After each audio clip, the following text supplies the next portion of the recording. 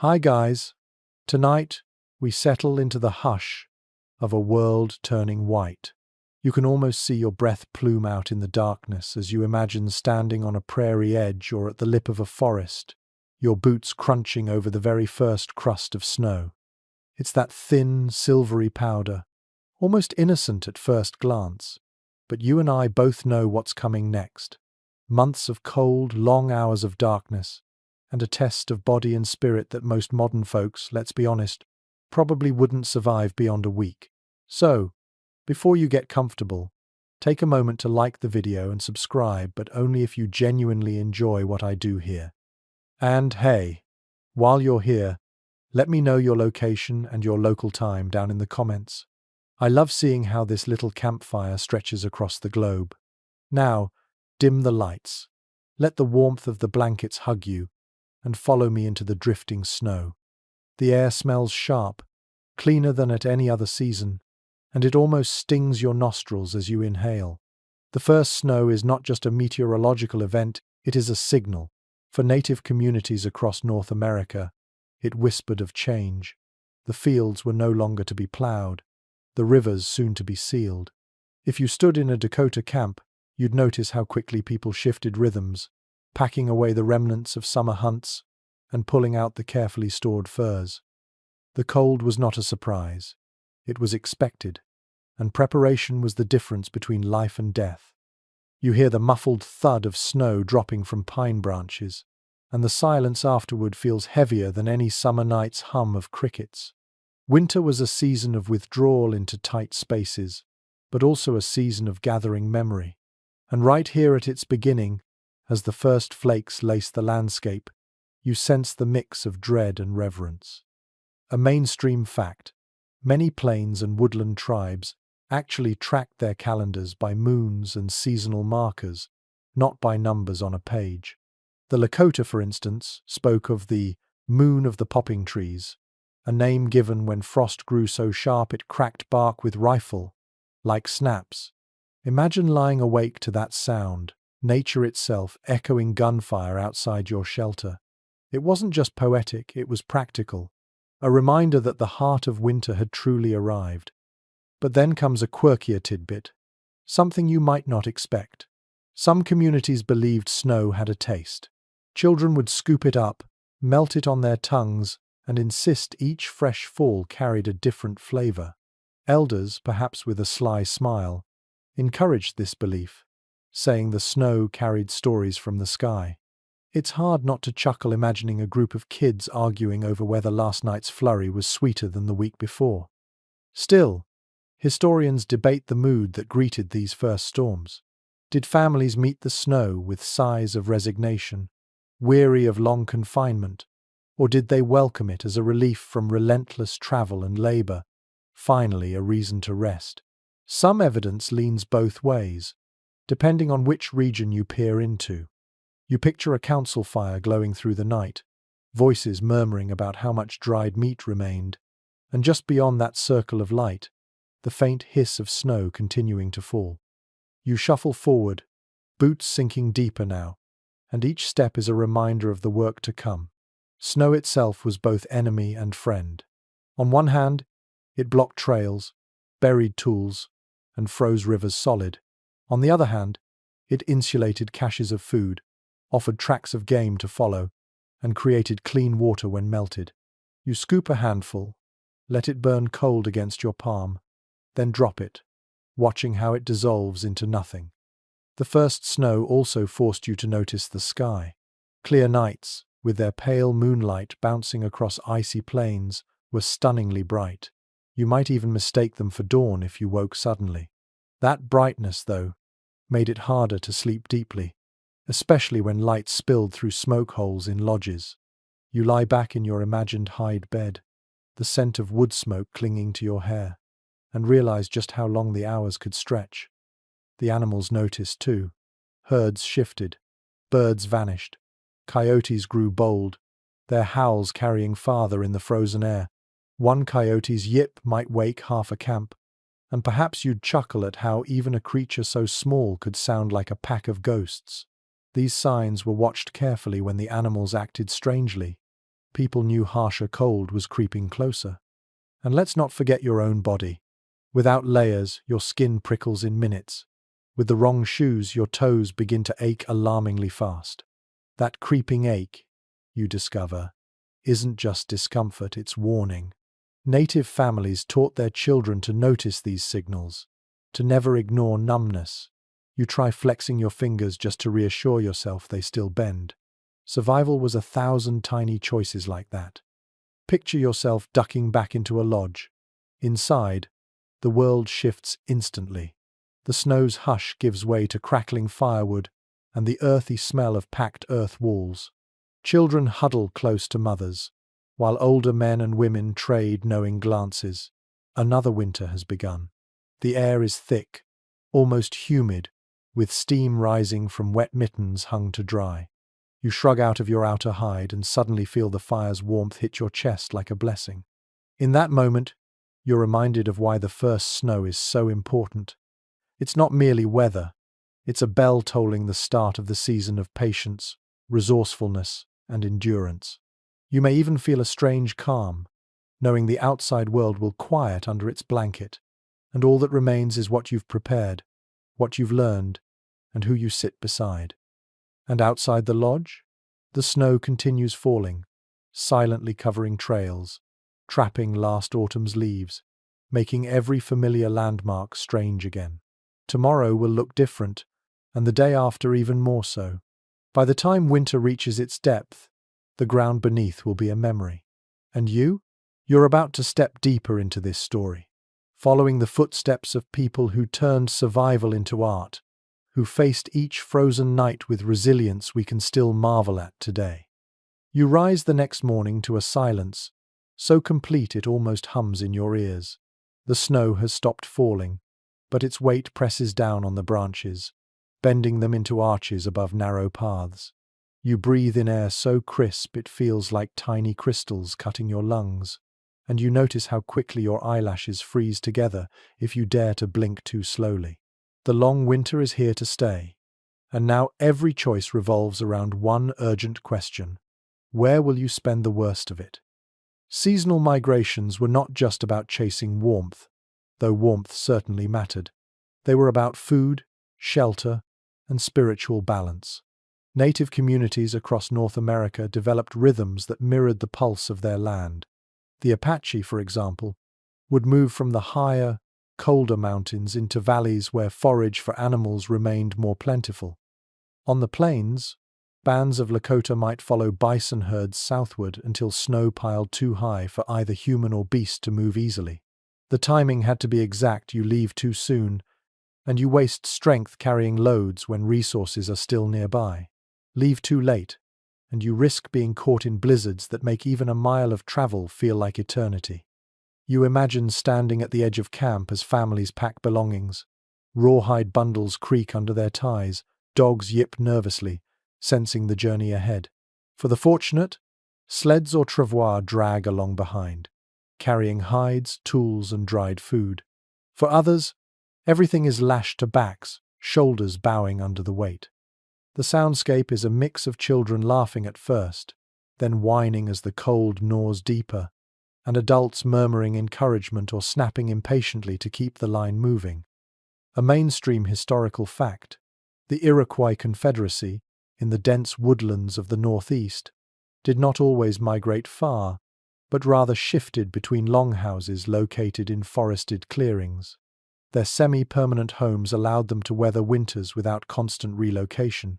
But even then, hunting parties might travel outward for days, tracing deer trails through snow. Each strategy depended on environment: desert, mountain, forest, or plain. All demanded slightly different answers to the same eternal challenge. But here's a quirky tidbit that makes you smile. Some tribes watched the behavior of muskrats to predict winter's severity.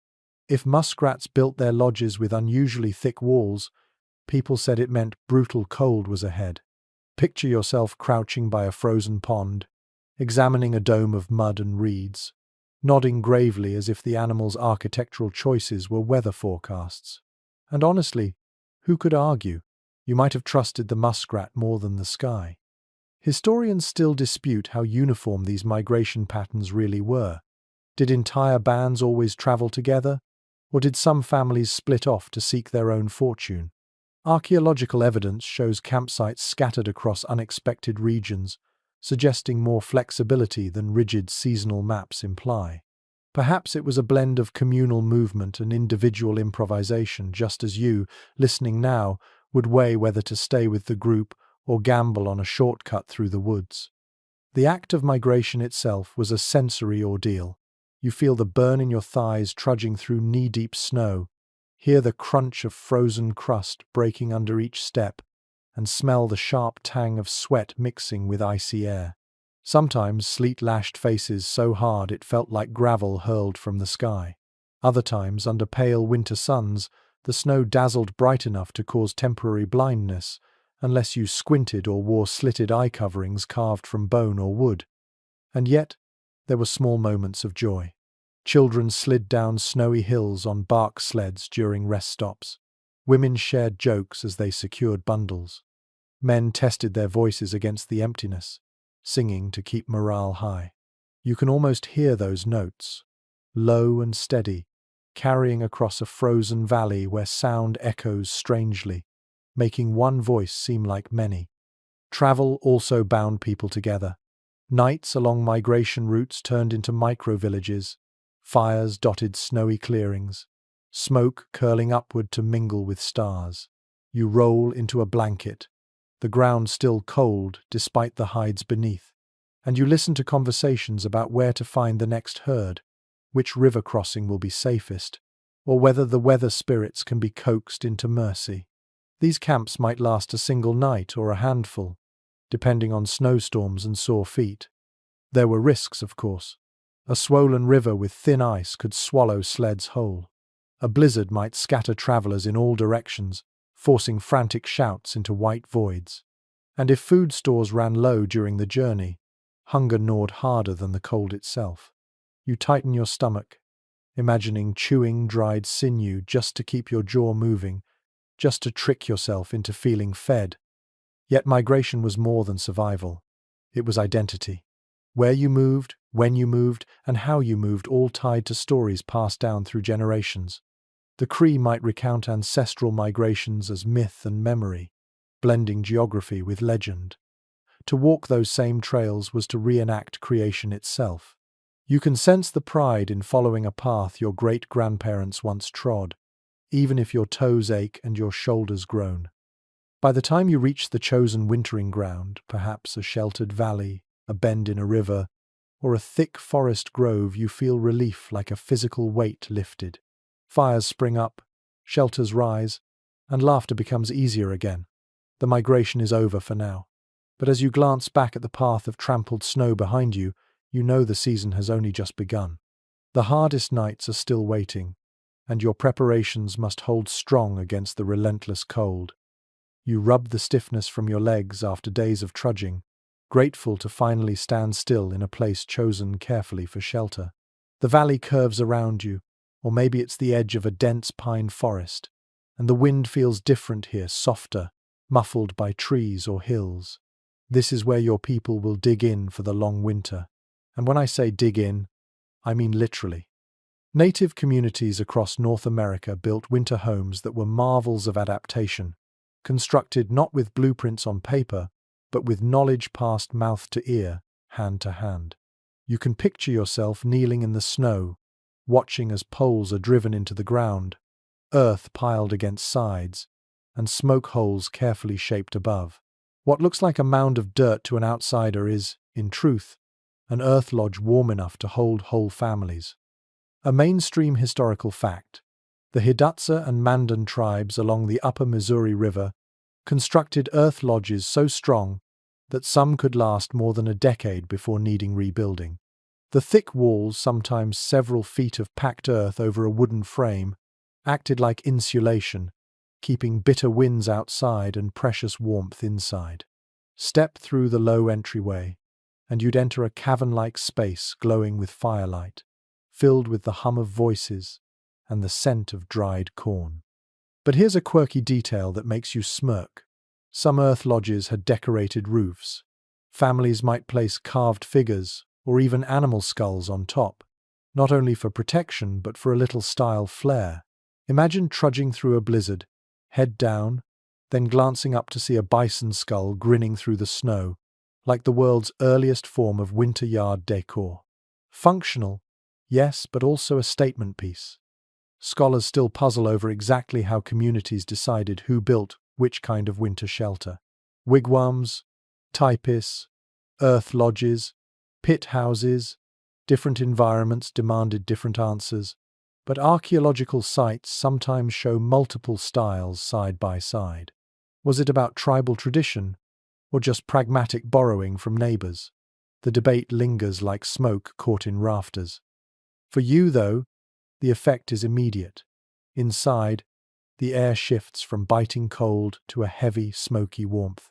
You step carefully, bare feet cushioned by mats of woven reeds or hides, and you hear the crackle of firewood as it eats away at logs cut weeks before. The ceiling is low, so you stoop a little, and the shadows dance across curved walls. A dog curls by the door, lifting its head as you enter, then sighing back into sleep. The structure itself teaches you about priorities. Thick walls keep heat in. Entrances face away from prevailing winds. Smoke holes double as vents and skylights, though on the coldest nights they might be covered, leaving the air heavy with haze. Beds are arranged along the edges, layered in hides, so that the center space can remain open for fire and gathering. You find yourself instinctively drawn to that central glow, as if human DNA remembers what warmth means more than anything else. And the sounds those tell you as much as the sights. The wind howls faintly outside, but in here you hear only the snapping of twigs in flames, the scrape of bone awls sewing hides, and the occasional cough as smoke tickles a throat. Children whisper under blankets. Someone sharpens a blade. The entire lodge feels alive, a heart pumping against the cold. You think of how clever insulation is. Snow itself, piled over the structure, makes it warmer rather than colder, trapping heat like an added blanket. That realization surprises modern sensibilities after all. Snow is freezing. But here, you see it differently. Snow is not an enemy. It is a tool. You press your hand against the packed walls and marvel at how little heat escapes. Even the placement of lodges matters. Sometimes clusters of homes formed small winter villages, each entrance angled just so, forming a protective circle against both weather and enemies. You can almost picture the glow at night, dozens of smoke columns by day, dozens of fires glowing faintly by night, like stars fallen to the earth. There's humor here too. Families crammed into close quarters often teased one another about snoring, or the endless complaints of elders who claimed the fire was always too hot or too cold. You grin imagining someone stomping out to fetch more firewood, muttering under their breath, only to trip in the snow and return covered in powder while everyone chuckles. Survival was serious, but laughter was essential insulation too. As you lie back against furs, listening to the low drone of stories told for the 100th time, you realize the genius of these lodges was not just structural. They created a psychological cocoon. The outside world might be endless white silence, but in here was color, sound, warmth, and community. And with that, the first true night of wintering begins. You wake to the sound of soft scraping, the rasp of a hide stretched taut over a wooden frame. The fire has burned low, glowing red in its bed of ash, but the lodge is still warm. Around you, people are already at work, because in the frozen world outside, clothing isn't fashion, it's survival.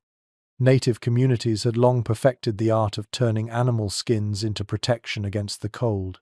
Buffalo hides, elk, deer, rabbit, even muskrat all stitched, layered, and tailored with a precision that made the difference between life and frostbite.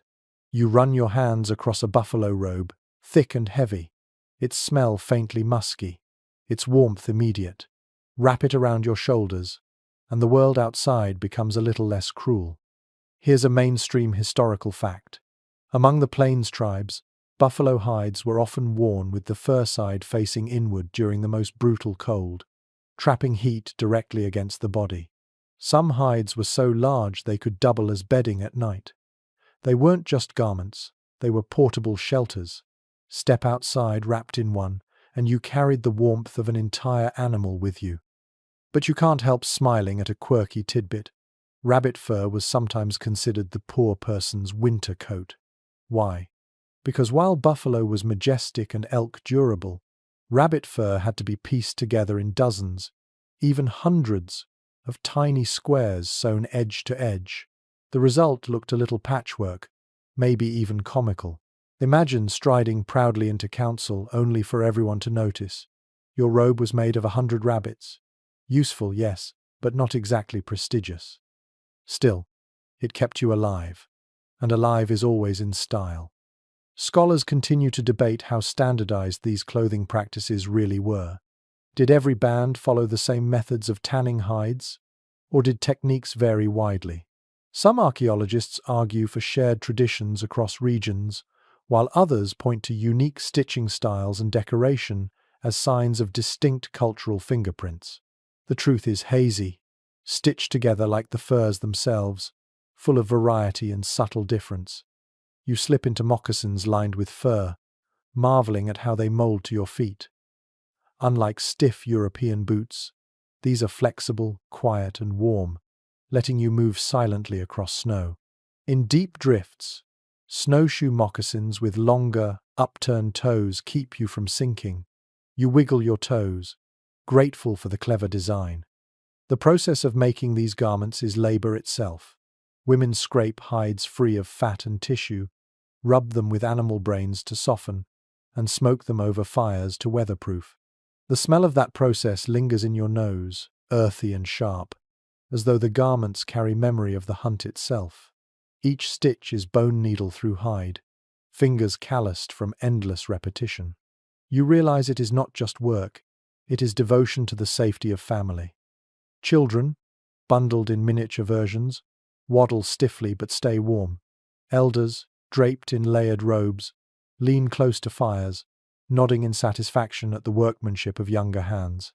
Decorations fringe, beadwork, dyed porcupine quills, sometimes adorn winter clothes, but only when function is guaranteed. You picture a young girl twirling to show off her mother's careful beadwork, only to be hushed back toward the fire lest frostbite undo all that artistry. Even the head and hands are covered.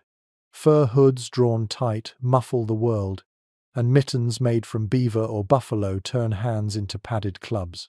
If you've ever tried to use delicate tools in thick mittens, you understand the trade-off.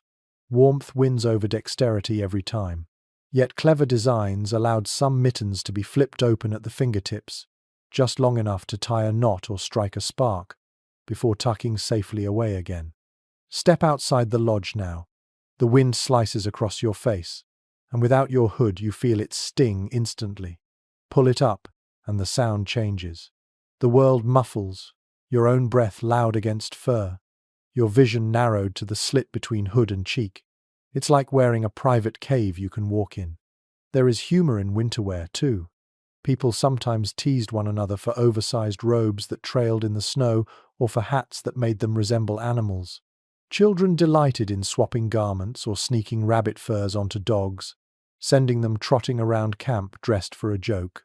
Even in survival, laughter stitched its way into the seams. And at night, when everyone lay down, those same robes became bedding. You wrap one around yourself, cocooned against the draft creeping in through the door.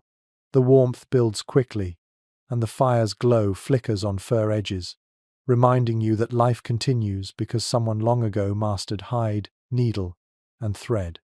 As the wind moans outside, you whisper gratitude into the folds of buffalo, elk, rabbit, whatever hides you.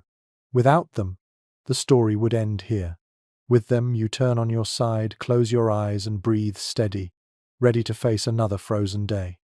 You stir awake in the middle of the night, not because of the cold this time, but because of the faint hiss and crackle coming from the lodge's center. The fire has burned low, glowing like embers in a great animal's belly, and you realize someone is already tending it. Firekeeping isn't a casual job out here, it's sacred duty, and if the flames die, everything else begins to unravel.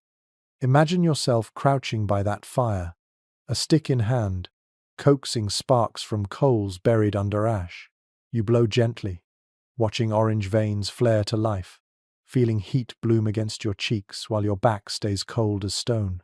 The smoke curls upward, threading its way through the vent above, leaving the air heavy but breathable.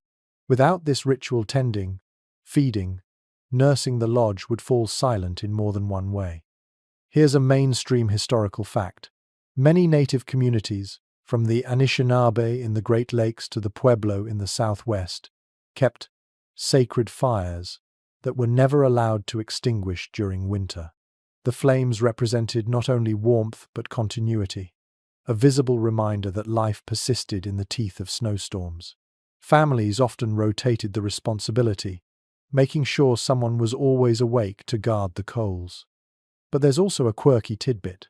Some groups believed that if you let the firewood crack too loudly, it meant someone was gossiping about you in another lodge.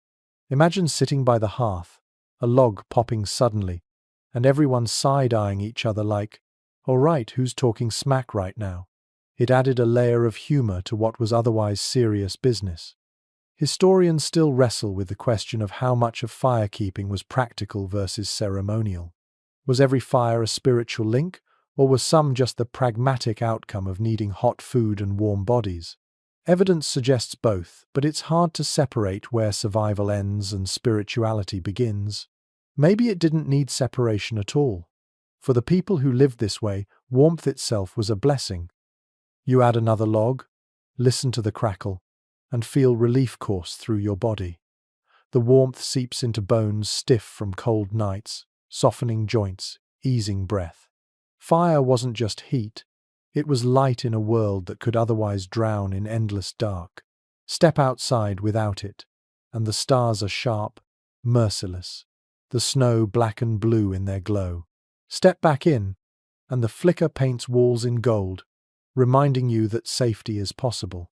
Children would fall asleep watching sparks float upward, as if the fire was telling its own stories. Elders, seated nearest to the flames, might murmur advice or caution tales while poking the coals. The fire also dictated daily rhythms: waking, cooking, repairing tools, even laughter, all centered around that steady core of heat. It was both clock and compass.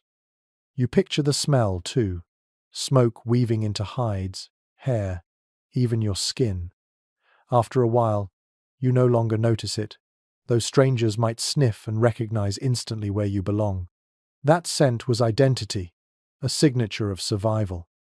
And there were practical tricks. To keep a fire alive through the night, coals could be buried under ash, banked carefully, so they smoldered until morning.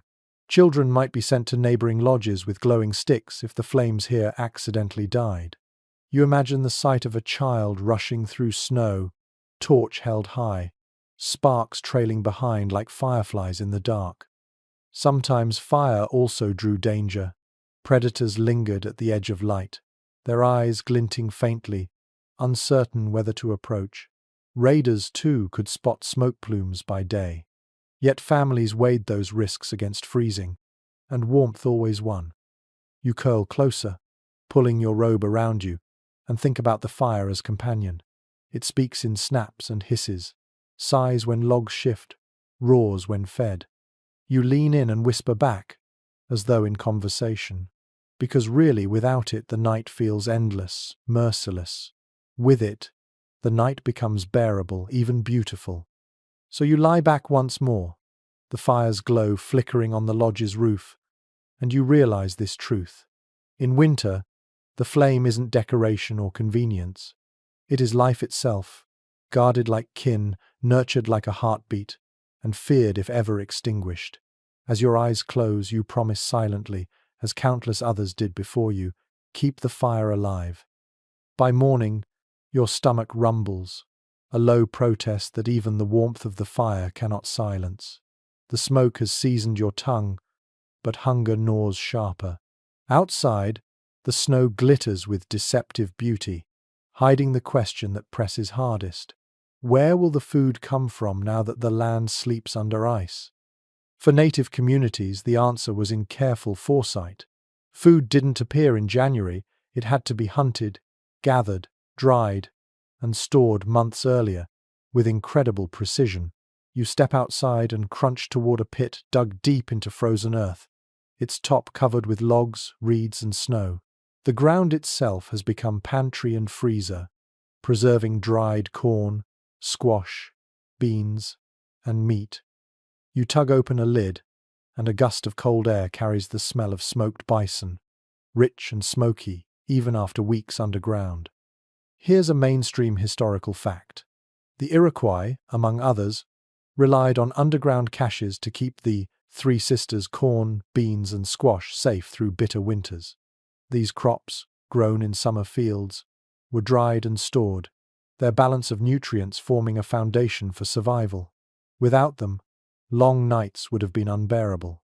But here's a quirky little tidbit that might make you grin. Sometimes children dared each other to sneak into storage pits at night to steal dried berries, only to fall in and be stuck until morning. Imagine the laughter or scolding when a youngster was discovered curled on top of sacks of beans, guilty smile frozen on their face. Scholars, though, still debate exactly how widespread and reliable these pits were. Some argue that in regions with heavy flooding, underground caches would have been risky, while others insist people adapted with raised granaries or bark-covered bins. Archaeology shows both, suggesting communities were endlessly flexible in their fight against hunger. The storage itself tells a story of ritual. Food wasn't simply dumped into holes. It was packed carefully, meat layered with grass to keep it dry, corn bound in braided husks, berries sealed in clay jars. The earth's chill kept mold and rot at bay. You lower a hand into the cache, feel the texture of dried kernels, smooth and firm, and marvel at the forethought behind every handful. Some families stored meat high above ground too, in platforms lashed to trees, safe from wolves and bears. You picture smoke still clinging to strips of jerky, swaying gently in icy wind. When taken down and boiled into stews, those pieces swelled again with life, filling bellies and spirits alike. And oh, the stews. Picture yourself seated by fire, clay pot simmering, scent of venison mixing with parched corn and dried squash. The aroma alone would make you forget how long the nights were. Thick, hearty, filling, it wasn't luxury, but in the silence of winter, it was joy. Sometimes scarcity loomed, despite preparation. The hunger moon, late in winter, was notorious for emptying pits too soon. People chewed leather, drank broth made from bones already boiled once, even gnawed on scraps of bark. The body thinned, but the spirit endured, holding out for the first thaw. Food stores also played into trust. A family's pit wasn't just sustenance, it was status. Those who prepared well could share, gaining gratitude and alliances. Those who failed might beg or face shame. You sense how every bite carried weight beyond the stomach, shaping relationships and reputations across the village. And there were tricks you'd never expect. Fish was sometimes dried and powdered into flour, mixed with berries to form portable cakes. Fat, rendered from buffalo or bear, was mixed with dried meat and fruit to create pemmican dense, greasy, enduring. Imagine holding one of those bars in your hand, heavy as stone, knowing it contained the strength to walk another day. Step back from the pit, seal it again, and you notice the landscape differently. Every mound of snow might hide food. Every tree could shelter smoked meat. Every lodge, every cache, is part of a network designed to make winter survivable. It's like living inside a giant puzzle where each piece must be in place before the snow falls. Back inside, bowls are handed out. You sip slowly, the stew warming throat and chest, and feel gratitude ripple through you. You know that without the foresight of summer, without the wisdom buried in these pits, you'd be staring out at frozen emptiness, waiting for hunger to hollow you out. But instead, you breathe steam from the bowl, let it fog your lashes, and whisper thanks to those who filled the earth with food long before the snow arrived. Your belly is warm from last night's stew, But the fire's glow cannot disguise the reality stored food alone will never be enough. To survive months of snow, people had to step out into that frozen wilderness and wrestle life from it. So you pull on your heavy robe, tie it close, and step into the brittle morning air. Your breath clouds instantly. The silence is broken only by the creak of snow under your feet and the faint snort of animals in the distance. Hunting in deep snow was not just skill, it was art. The great herds of elk, deer, and bison didn't simply hand themselves over. They moved constantly, noses down, pawing at snow to reach frozen grasses. For you and your companions, the challenge was tracking them before hunger tracked you. A mainstream historical fact. Plains hunters often used snowshoes to spread weight across the drifts, letting them glide across surfaces that would swallow unprepared feet. Elk or bison, heavy and plodding, could sink deep, slowing them down. That advantage, slim though it was, meant the difference between bringing meat home or returning empty-handed. You can feel the tug of leather bindings around your ankles, the spring of willow frames underfoot, each step a careful bounce across white powder. And here's a quirky tidbit to picture. Some hunters deliberately mimicked animal calls, not just to lure prey but to prank each other in the woods. Imagine trudging through a snow-laden forest, ears straining for a deer's grunt only to discover your cousin's stifling laughter behind a tree. You'd probably throw a snowball at him, then sigh and keep moving, because food was too serious to waste much time joking. Yet scholars still debate just how much big game hunting actually fed winter communities. Did the bulk of calories come from these hunts, or were they supplements to stored crops and dried fish? The evidence is patchy, scattered bones in frozen soil telling stories too faint to finalize. Perhaps both were true hunts offered bursts of abundance, but storage kept bellies from collapsing in between. You crouch low now, scanning the horizon. The air stings your nostrils, sharp as broken glass, but then you see it, a line of dark humps against snow, steam rising from nostrils. Bison. They plod slowly, legs heavy in drifts, and you feel your pulse quicken. A hunting party fans out, bows in hand, arrows fletched with feathers stiff from frost. The chase is brutal. Snow drags at your calves, arrows whistle, thudding into hides. The bison lunge, bellow, crash against the weight of snow. The ground trembles under their attempt to flee, but the snow slows them, and hunters press forward. You feel the heat in your chest, sweat freezing at your temples, the mix of fear and exhilaration as muscle and willpower collide in this icy theater. When the beast finally collapses, the silence is shocking. The snorting, crashing chaos dissolves into still air. Hunters kneel, hands resting briefly on the animal's flank, whispering words of respect. Because here, killing was not mere necessity, it was relationship. Life given, life sustained. The butchering is swift, precise. Knives of bone or metal slice through hide, steam rising from warm flesh into frozen air. Meat is cut into strips, fat rendered, bones cracked for marrow. Nothing wasted.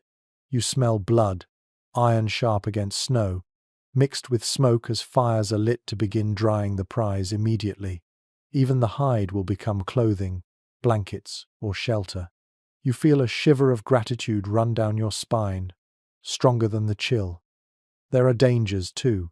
A wounded animal in snow is twice as unpredictable, capable of crushing hunters beneath hooves, and predators lurk at the edges, wolves scenting blood, watching for scraps or weakness. You glance at the tree line and swear you see movement, eyes glinting. The hunt feeds many, not just people. By the time meat is packed, your arms ache from lifting, your breath rattles from cold air, and the sun already dips low, light bouncing pink across endless white. Returning to camp, snowshoes drag behind, sleds laden with meat, spirits higher than they've been in weeks. Tonight there will be feasting, stories, laughter ringing louder than the howling wind. And as you sink down by the fire, robe heavy across your shoulders, you realize hunting in snow was never only about survival. It was a test of endurance, cooperation, respect, and wit. Without it, hunger would hollow the long nights into misery. With it, the world tastes rich again, even if only for a while. Your breath curls into the air as dawn sharpens into a pale blue morning. The snow crunches underfoot, but today's task isn't stalking bison through drifts. Instead, you head toward the frozen river, where the world has gone still beneath a hard shell of ice. The air smells faintly of water, even under layers of snow, and you can hear the muffled groan of ice shifting like an old house settling in the cold. Fishing through ice holes was as much patience as it was skill. You kneel, mittens tugging at the snow, scraping down until the opaque surface gleams in front of you. Then a sharpened bone tool, or later, an iron-tipped spear punches through, sending cracks spidering outward. Cold water wells up, dark and silent, carrying the faint shimmer of unseen movement below. You dip your hands near the hole, and the chill bites like needles. Even a second too long, and your skin aches purple. Here's a mainstream historical fact. The Ojibwe and Cree were among the peoples who perfected ice fishing, lowering weighted lines with hooks carved from bone or antler. Sometimes they used spears, standing patiently over the hole, waiting for shadows of fish to glide past beneath. That patience was rewarded with pike, sturgeon, or perch, food as precious as gold in the lean months. And here's a quirky tidbit that makes you grin. Some communities dropped shiny beads of copper or shells into the holes, not just as lures but as offerings to water spirits. Imagine kneeling by the ice, whispering a quick prayer, then watching your cousin drop in what looks like a fashion accessory, insisting it will charm the fish. Practical? Maybe. Symbolic? Absolutely. But scholars still question how much winter diets truly depended on this practice. Were these fishing expeditions a core lifeline or a supplementary treat when hunts failed? Archaeological traces of fish bones appear in some winter camps, absent in others. Perhaps the answer is simple. Where rivers and lakes were plentiful, so was fish. Where ice was treacherous, people turned elsewhere. You lean over the hole now, eyes straining. The water glimmers, shifting shapes teasing your imagination. The world above fades, and all that exists is this dark, trembling circle. Then a flicker. You spear downward, water splashing your arms, and haul up a fish, its scales flashing like polished stone in the weak sunlight. Steam rises as its body hits the cold air. Relief floods you. One fish means a meal, maybe more if luck holds. Back at the lodge, the fish is roasted over fire or boiled into broth with dried corn. The smell fills the air, rich and savory, steam fogging the ceiling. You sip the broth, warmth running down your throat, filling your belly with comfort. The taste is simple yet deep, proof that even a frozen river has generosity to give. The scene isn't always solemn. Children cluster by the holes, daring each other to stick fingers into icy water, shrieking when the cold sears their skin. Adults laugh, shaking their heads, remembering their own childhood dares. Dogs nose close, curious, only to jump back when icy spray hits their fur. Even in survival, humor bubbles up like spring water. The act of fishing also builds connection. You imagine elders murmuring songs to the water, teaching younger ones to listen for subtle shifts of current under the ice. These are not just tricks of the trade, they are threads of memory, keeping culture alive through repetition, winter after winter. Night comes, stars piercing the sky, but the ice holes remain. Some are covered with brush to keep them open until morning. The frozen river creaks and sighs, reminding you that beneath your feet a whole world of life waits. You pull your robe tighter, grateful for what the water has given, and whisper thanks into the icy dark. Because in winter's heart, even a single fish can mean hope, and hope, like warmth, is what keeps you moving into the next frozen day. The morning is sharp, brittle with frost, and the snow under your moccasins squeaks like crushed glass. The horizon stretches wide and white, and you realize how impossible it would be to cover distance here without cleverness. Your legs alone won't carry you far when the world has swallowed itself in drifts. That's why the people around you learned long ago to bend the landscape to their will, not by brute force, but by ingenuity. Mobility in deep winter was a test of invention. Snowshoes, sleds, toboggans, even travois dragged behind dogs, each was a tool forged by necessity. You slip your foot into a snowshoe, the willow frame creaking faintly, leather bindings snug around your ankle. You take a step and marvel at how it spreads your weight, letting you float instead of sink. The sensation is strange at first, as though you're walking on tennis rackets, but the freedom of movement across the white expanse is worth every wobble. A mainstream historical fact: snowshoes were not one size fits all. The Cree, for instance, favored long, narrow styles shaped like canoes to glide across open plains, while Algonquian peoples crafted shorter, rounder bear paw designs better for maneuvering through thick forests. The land itself dictated the design, proving once again that geography and culture dance together at every step. And here's a quirky tidbit to tuck in your memory. Sometimes snowshoes were so large, up to 6 feet long, that wearing them indoors was impossible. People joked about clumsy relatives who forgot to take them off, knocking over firewood and children alike. Imagine stumbling through a lodge doorway, enormous snowshoes still strapped on, only to have everyone burst into laughter as you wedge yourself like a goose stuck in a fence. Scholars still dispute just how early sleds and toboggans became essential parts of winter travel. Some argue their widespread use came after the introduction of domesticated dogs, while others believe simple dragging frames existed far earlier. Archaeology offers hints, but not certainties, leaving the exact timeline buried under layers of snow and speculation. Picture a sled now, lashed with rawhide, sliding behind a team of dogs. Their paws pad silently over the crust, tongues lolling steam into the air. The sled carries meat from a hunt, hides for trade, or even children wrapped tight in furs, their faces peeking out like blossoms against the white. The sound of runners scraping across packed snow becomes almost soothing, a steady rhythm against the wind's howl. Even without dogs, people dragged toboggans themselves, shoulders straining but the load gliding smoother than if carried on backs. The genius was simplicity. Flat wood, slightly curved at the front, sliding where feet alone would falter. You can almost feel the tug in your arms, the satisfaction of watching heavy cargo skim across snow instead of sinking in. Travel was not always grim duty. Children strapped tiny snowshoes to their feet and raced each other in zigzag patterns, laughing when one toppled headfirst into a drift.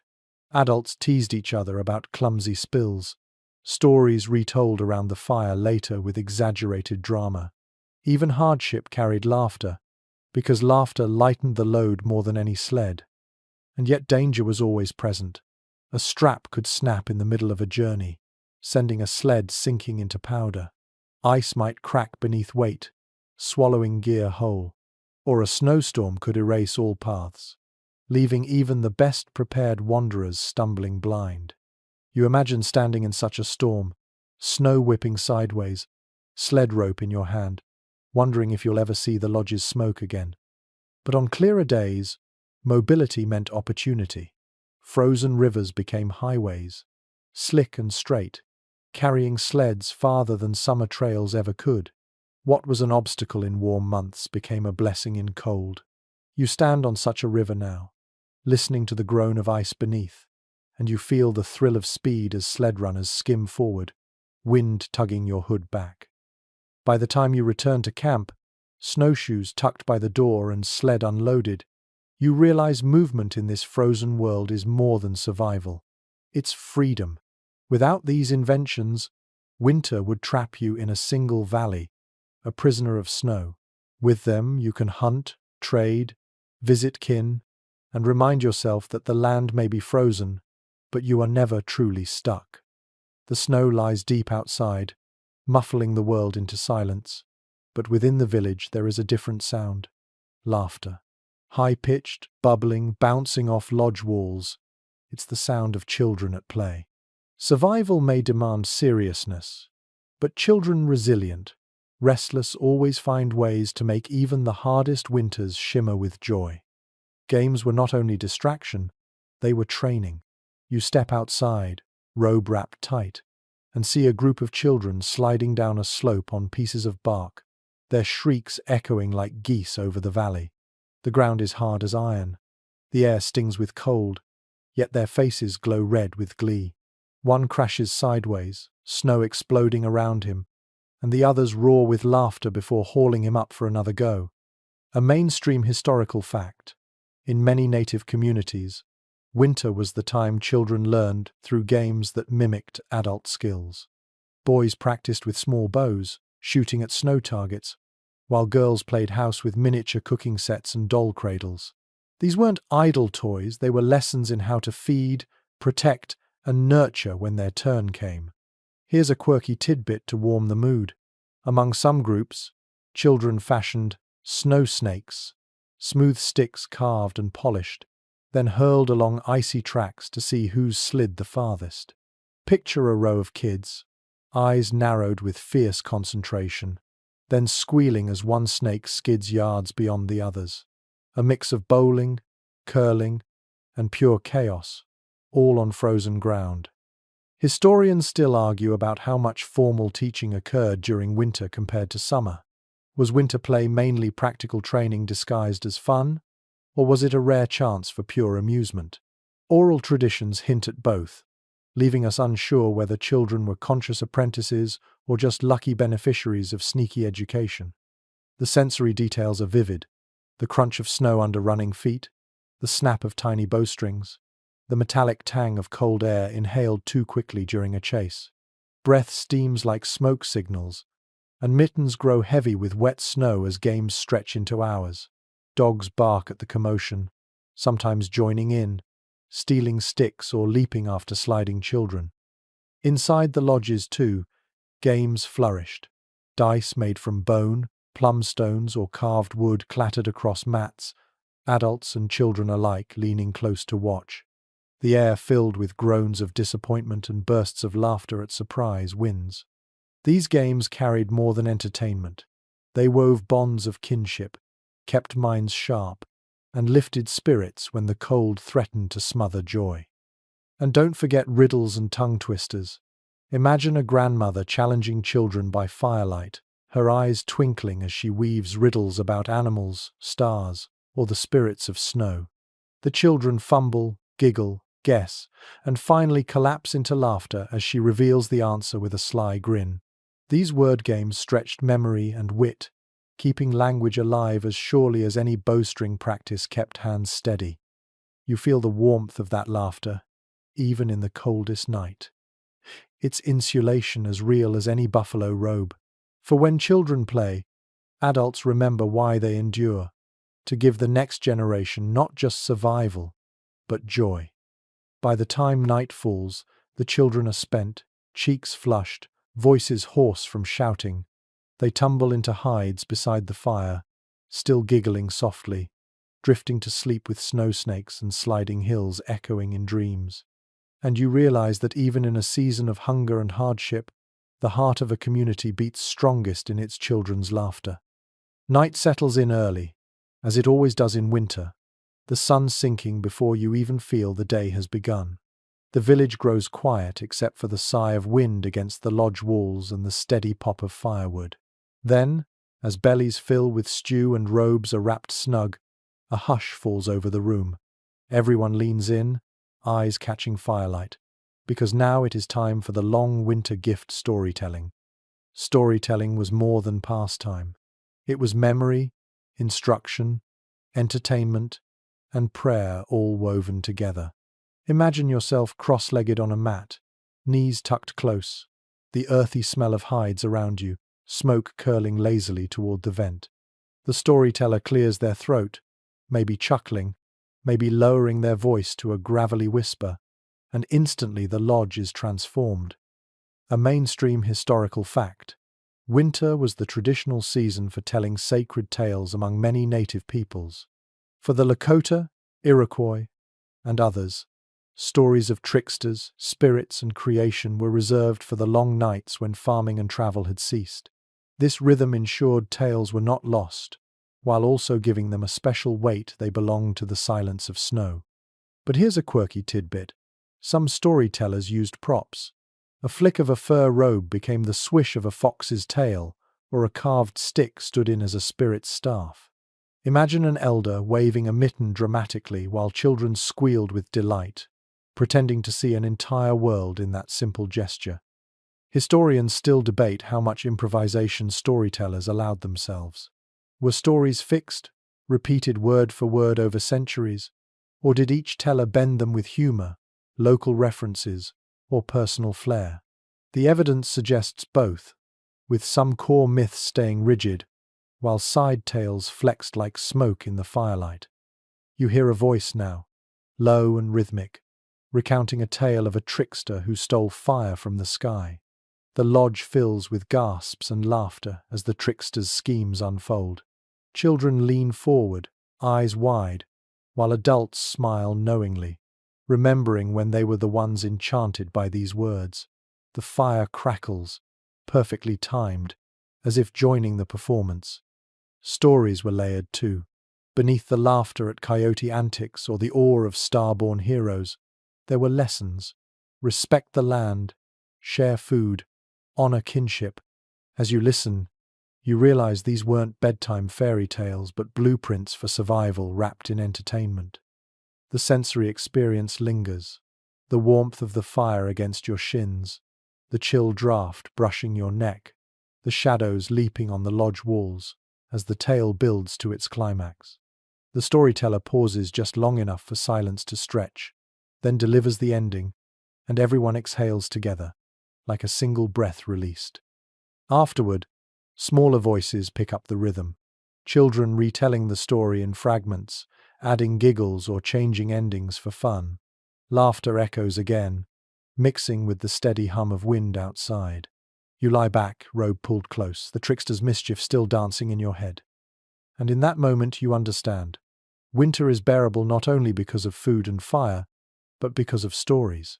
They are the hearth inside the mind, warming you against darkness, carrying you into sleep with echoes of ancestors' voices.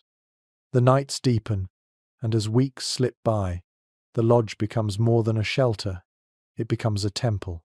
You wake one morning to hushed voices, the kind that carry weight, and you notice that people move differently. There is no casual joking today. Instead, robes are brushed clean, faces painted with ash or ochre, and offerings are gathered. Midwinter has arrived, and with it, ceremonies of renewal. Step outside, and the air itself feels heavier. The sun hangs low, its light watery and distant, casting long shadows over endless white. Yet within the camp, the fire burns brighter, fed with extra logs, coaxed to roar and flare. It isn't just warmth today, it's symbol. Renewal depends on flame, on breath, on rhythm. Here's a mainstream historical fact. Many native communities marked the midpoint of winter with rituals designed to ensure balance between humans, animals, and unseen forces. The Iroquois held the midwinter ceremony, stretching across days of dancing, dream-sharing, and masked performances to cleanse the community for the coming year. It was a reset button, pressed right when spirits sagged under winter's weight. And here's a quirky tidbit. In some traditions, children were encouraged to share dreams aloud during these ceremonies, no matter how strange. A dream of flying like a crow, of losing a moccasin in snow, even of eating too much stew, all could be interpreted by elders for hidden meaning. Imagine a solemn circle suddenly breaking into chuckles as a child proudly announces they dreamed of sleeping until spring. Maybe that was the wisest dream of all. Historians still argue whether these ceremonies were primarily agricultural, tied to future planting, or whether they were spiritual maintenance for winter itself. Were they about ensuring corn would sprout in months ahead, or about keeping communities sane and hopeful through the coldest stretch? The truth may be both, layered like snow and ice on the ground. You watch as dancers circle the fire, their feet stamping rhythm into frozen earth. Drums beat steadily, deep and resonant, like the heartbeat of the world. Masks appear painted, feathered, carved into shapes that blur human and spirit. Some are terrifying, others comical, each embodying powers that dwell beyond sight. The air vibrates with song, high voices carrying prayers into the clear night sky. The smell of sage and sweetgrass smoke fills your nostrils, thick and sweet, clinging to hair and clothing. You close your eyes and feel it swirl around you, cleansing, soothing, carrying your thoughts somewhere between earth and stars. The world beyond the fire fades, and for a moment, even the sharp edge of hunger and cold softens. And then, as the firelight flickers, you notice people tossing small offerings, bits of food, carved trinkets, strands of beads into the flames. The crackle and hiss as they burn feels symbolic, giving up something small to ensure something greater in return. Children stare wide-eyed, clutching tokens before finally letting them go, as if learning the first lesson of sacrifice. By the end of the night, voices are hoarse, feet sore, and smoke thick, yet spirits feel lighter. You sense it in the way people laugh more easily, in the way their shoulders relax, as if the invisible weight of winter has been eased. You crawl back into your robe, the echoes of drums still pulsing in your chest, and you realize these ceremonies were not optional extras. They were as necessary as food caches and warm robes. Without them, the cold would gnaw not only at the body but at the soul. With them, people could endure. And so you drift into sleep, heart steady, the fire's glow mingling with the memory of masks and chants, carrying you deeper into the frozen night. The snow outside has hardened into a crust that crunches like breaking glass beneath each step. The sun is weak, a pale disk barely warming your face, and inside the lodge, the fire seems smaller than it did weeks ago. You notice it first in your belly, that slow, hollow ache that never quite leaves anymore. It is late winter now, and you have entered the season the old ones call the hunger moon. The hunger moon was notorious. By February or March, caches began to empty. The meat dried in summer was nearly gone. Corn bins showed the bottom, and the last shriveled berries had long since been chewed into paste. Everyone felt it. Children grew quieter, elders thinner, adults more irritable as hunger sharpened tempers. You can almost hear the sighs when bowls are handed out half full instead of brimming. A mainstream historical fact. Many northern tribes explicitly named their months after this ordeal. The Lakota spoke of Kanapopa-Wee, the moon when trees crack from cold, which overlapped with the season of hunger, while Algonquian peoples marked February as the hunger moon itself. The names were not poetic exaggerations, they were blunt records of struggle etched into the calendar. And here's a quirky tidbit. To ward off despair, some communities staged playful mock feasts, where people pretended to gorge themselves on empty bowls, groaning and patting their bellies as though stuffed. Children giggled, adults played along, and for a short while hunger was transformed into theatre, an inside joke against the cold. Imagine the relief of laughter echoing through a lodge where actual food was scarce. Scholars still debate whether starvation was widespread or sporadic. Archaeological sites show both evidence of malnutrition and signs of abundance, leaving researchers to argue, were hunger moons an annual inevitability, or only in the harshest years? Oral histories lean toward the former, insisting it was a cycle everyone had to learn to endure. You picture the sensory reality, the metallic taste of broth boiled from bones already used once, the leathery chew of boiled hides softened just enough to swallow, the bitter nibble of tree bark stripped from branches. Your stomach tightens imagining it, but you also feel awe at the creativity that kept life going when cupboards ran bare. And yet, hunger carried lessons. It taught patience, moderation, and gratitude. It reminded people that survival wasn't a guarantee. It was earned through foresight, shared sacrifice, and resilience. The community drew closer in these lean times, trading bites of pemmican or bowls of thin corn soup so that no one, not even the weakest, was left completely empty. Still, there were darker edges. Sometimes tempers flared, and whispers of theft spread through the lodge. Imagine the tension of discovering a food pit disturbed, only to realize it was a neighbor desperate to feed their children. Mercy and anger battled in hearts already weighed down by hunger. On clearer nights, people looked skyward for comfort. The hunger moon hung cold and bright, its light spilling across the snow like silver paint. Families pointed at it, naming it aloud, reminding each other that hunger was temporary, that the cycle would turn. The moon itself became a kind of promise. Endure a little longer, and spring will return. By the fire, bellies aching, voices softened. Stories of ancestors who survived harsher winters, who walked thinner lines, were retold with reverence. Children curled against mothers, listening not only to words, but to the steady heartbeat of survival. You pull your robe tighter, feel the gnawing ache in your stomach, and realize that hunger, though cruel, was also a teacher. It carved humility, solidarity, and respect into the bones of those who endured it. And as you finally close your eyes, you whisper to yourself the same quiet prayer carried through centuries. Let this hunger moon pass quickly.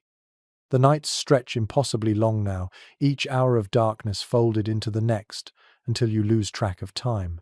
Hunger gnaws, silence presses, and outside the world is nothing but white and shadow. It is in this bleakness that something unexpected happens. Your mind begins to wander into places beyond the body. You find yourself staring into the fire, eyes unfocused, and suddenly the flames blur into shapes, visions, whispers. Winter, with its confinement and emptiness, becomes the perfect season for dream quests. Isolation has a way of breaking down barriers. You step outside at night, the snow squeaking underfoot, your robe heavy across your shoulders. The stars are so sharp they almost hum, constellations etched brighter than in any summer sky.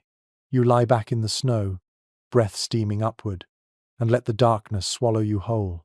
Soon the line between what is seen and what is imagined thins, and you drift into vision. A mainstream historical fact. Among plains peoples, young men sometimes fasted and sought visions in winter, retreating into solitude to meet spirit guides. The harsh conditions themselves were part of the ritual.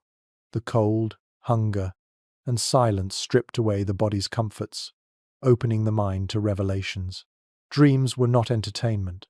They were instruction, guiding choices in hunting, war, or healing. But here's a quirky tidbit. Some dreamers insisted that spirits preferred to speak during storms.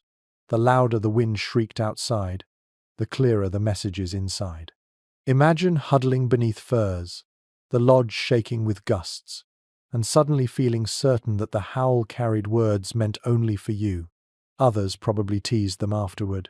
Sure, the wind told you that. Must have been hungry wind. Yet the belief endured. Historians still argue how much these visions were individual quests versus communal practice. Were dream quests a rite mainly for young hunters? Or did women, elders, and children also embrace them during long winters? Oral traditions hint broadly, but interpretation remains contested, like shadows flickering on the wall. Inside the lodge, you see dream sharing woven into ceremony. A grandmother recounts a dream of a bird flying through endless snow. An uncle describes a glowing animal that led him across ice. Each dream is dissected, debated, honored. Children giggle at the strangest ones, but even those are recorded because who knows when a dream's meaning will reveal itself. You feel the sensory weight of fasting in this season. Your stomach aches, your head grows light, your breath frosts heavier in the cold. But then a clarity. The crunch of snow beneath your knees as you pray feels louder, sharper. The stars overhead seem to arrange themselves into patterns you'd never noticed. The fire's sparks shoot upward, and you swear they linger longer than physics allows. Dreams might promise power, an eagle feather gifted in vision that grants strength, or a spirit animal that vows protection. They might offer warnings, two visions of famine or enemies cloaked in white. Whatever their shape, they are received with reverence, woven into the tapestry of winter survival as surely as meat and fire. There is also humor here. Imagine a young dream seeker declaring solemnly that their spirit guide was a rabbit. The lodge would erupt in laughter, jokes flying for weeks. Yet beneath the teasing, the dream was respected. Even a rabbit could carry wisdom in its paws. By the end of such nights, your body is weary, but your mind hums with possibility. You curl beneath hides, visions swirling behind closed eyes. Maybe you dreamed of soaring above snowy forests, or of ancestors whispering from the smoke hole. You don't know yet what it means, but you do know this. In winter's deepest silence, when hunger bites and shadows lengthen, dreams are as vital as food. They remind you that even in frozen nights, the spirit continues to roam free. The lodge feels close and heavy, the air thick with smoke and the faint musk of hides. Around you, coughs echo more often now. Winter is not just about hunger and cold, it is about sickness. You hear a child wheezing softly, a grandmother clearing her throat again and again, and you know that remedies must be found or illness will spread like fire through dry grass. Native communities had centuries of practice in tending the body through frozen months. Medicines weren't stored in glass jars or metal tins. They lived in roots, bark, smoke, and prayer. You watch as an elder kneels beside the fire, unwrapping a bundle of dried plants. The scent rises instantly sharp, earthy, with a sweetness underneath. The air feels different, as though the plants themselves breathe life back into the room. A mainstream historical fact: the Haudenosaunee, Iroquois, and many other peoples used white pine as a winter remedy, boiling needles into a tea, rich in vitamin C, to ward off scurvy when fresh foods were impossible. You sip the hot liquid now, its taste resinous and tangy, and you can almost feel it warming your chest, pushing back weakness. And here's a quirky tidbit. Some groups believed skunk oil, rendered carefully and stored in tiny containers, was a cure for chest congestion. Picture yourself gagging at the thought, only to be told sternly by an elder, "Yes, it stinks, but so does dying." You'd pinch your nose and swallow, hoping your lungs would thank you later. Scholars still argue about the line between medicine and ceremony. Was the smoke of burning sage, cedar, or sweetgrass primarily antibacterial, or primarily spiritual cleansing? The modern world wants tidy categories, but in winter lodges, both purposes were one. Healing was never only physical, it was emotional, communal, sacred. You picture the sensory world of these remedies, the bitter taste of willow bark tea, the soothing coolness of poultices pressed against swollen joints, the rhythmic rattle of gourds shaken during healing chants. The lodge fills with layers of smell, pine, cedar, smoke, and sweat, creating an atmosphere that is both sickroom and sanctuary. Healing was often a performance of sound as much as touch. Chants rose and fell, voices weaving patterns that carried power. You hear the hum of an elder's voice, low and steady, vibrating in your bones.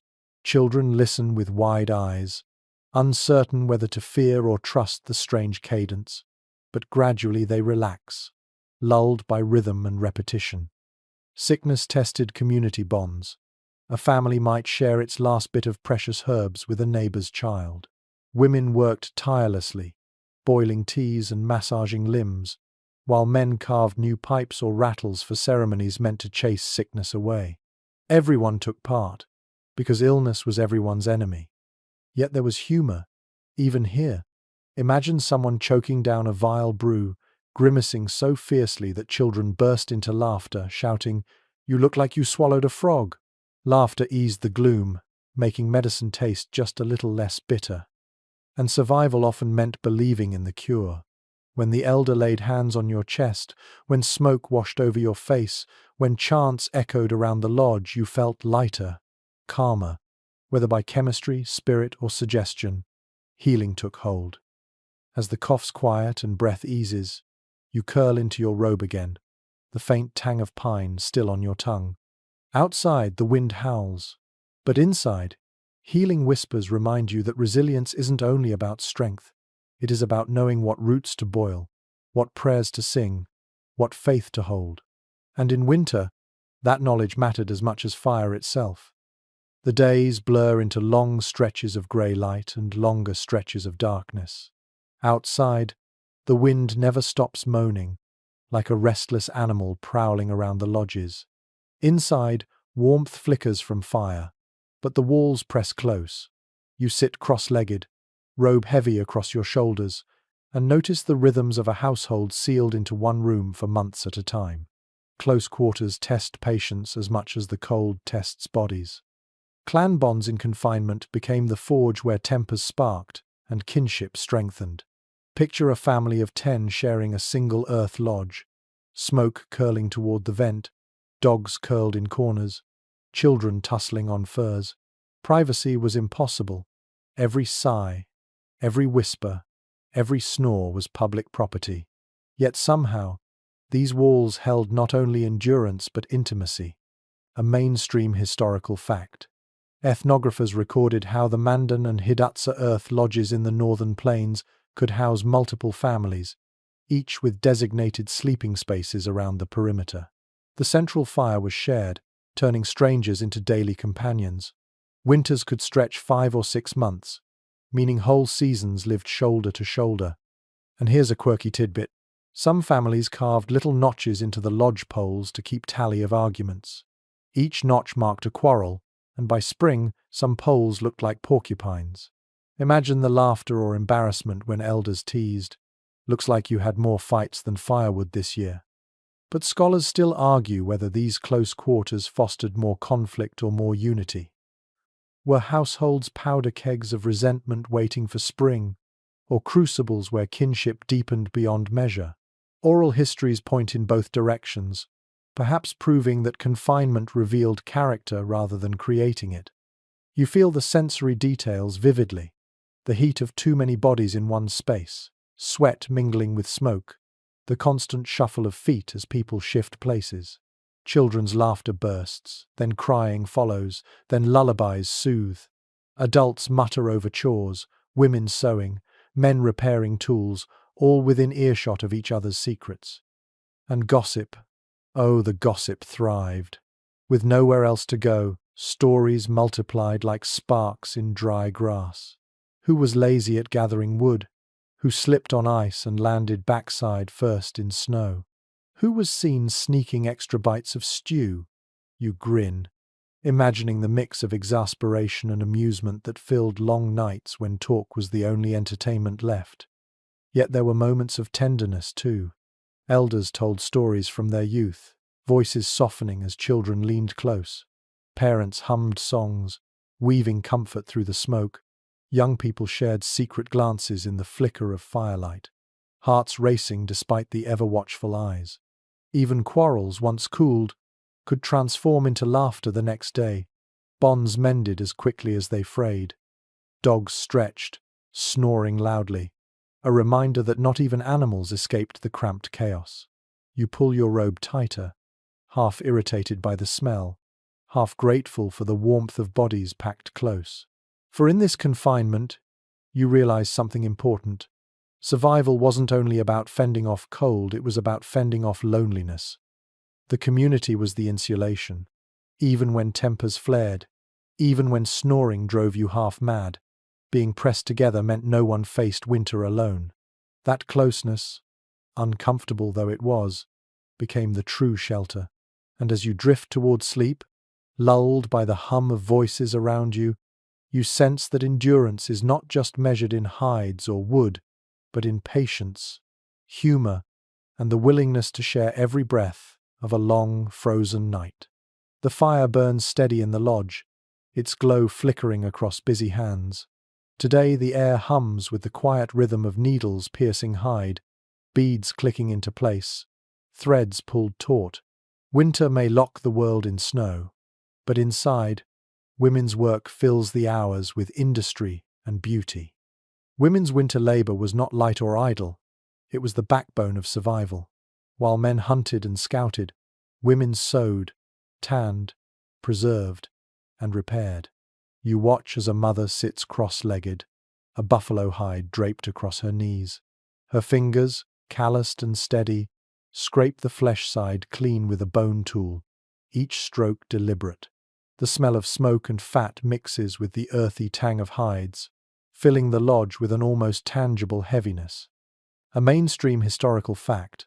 Among the plains peoples, Women were primarily responsible for tanning hides, turning raw buffalo skins into robes, moccasins, and teepee covers. The process took days scraping, stretching, rubbing with animal brains to soften, and finally smoking to waterproof. Without their constant work, the community would face the cold wrapped in nothing but brittle rawhide. Here's a quirky tidbit. Some women teased that they could tell a man's skill in hunting by how much extra work he gave them. A sloppy skinning job meant hours of extra scraping, and hunters who brought back messy hides often endured good-natured scolding. Picture a woman muttering, "Did you chase this buffalo through a thorn bush before skinning it?" while the lodge bursts into laughter. Historians continue to debate the balance of authority tied to this labor. Did women's indispensable work grant them quiet power in decision-making, or was it undervalued in the shadow of men's hunts? Accounts differ. Some point to councils where women's voices guided policy, others to records where their authority was muted. The truth, like a well-tanned hide, was likely layered and flexible.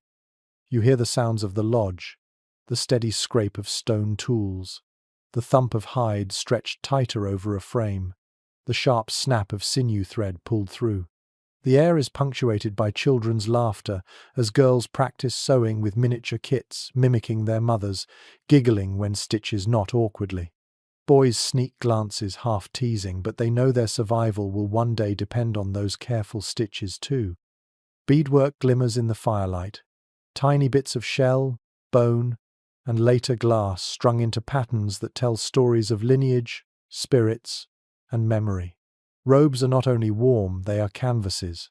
Each bead sewn in winter was a quiet declaration. We endure, but we also create beauty in the harshest season. You run your fingers across a finished design, feeling both artistry and necessity fused together. Food preparation continues too. Women stir stews, grind dried corn, and tend meat drying by the fire. The rhythm of work is constant, punctuated by conversation, jokes, even songs hummed under breath.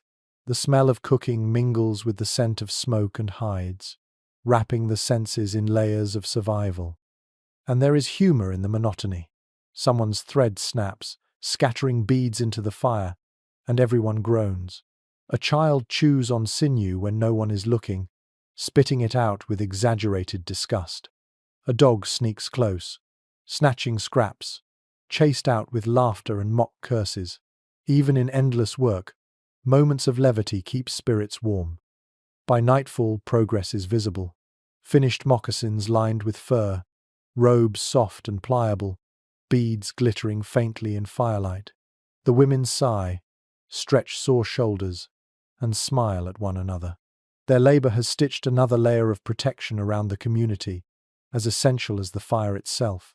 You curl under a hide, listening to the faint hum of a lullaby, the song of tired women soothing restless children, and you realize their work is not just labor. It is love made tangible, sewn into every seam, smoked into every hide, preserved in every jar. Without it, winter would be unbearable. With it, the long nights are softened, warmed, and adorned with quiet grace. The lodge glows faintly with morning light filtering through the smoke hole. Men sit gathered near the fire, their voices low, steady, and deliberate. The women's sewing still hums in the background. But today, your ears tune to the circle of men, where council takes place.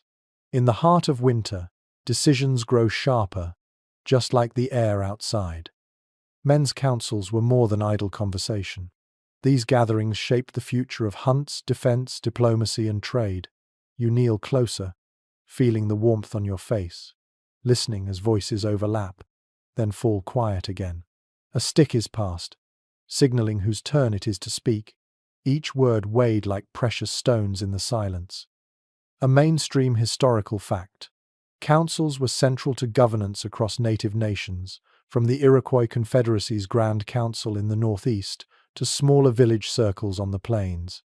Even in harsh winters, these meetings continued, because strategy could not wait for spring.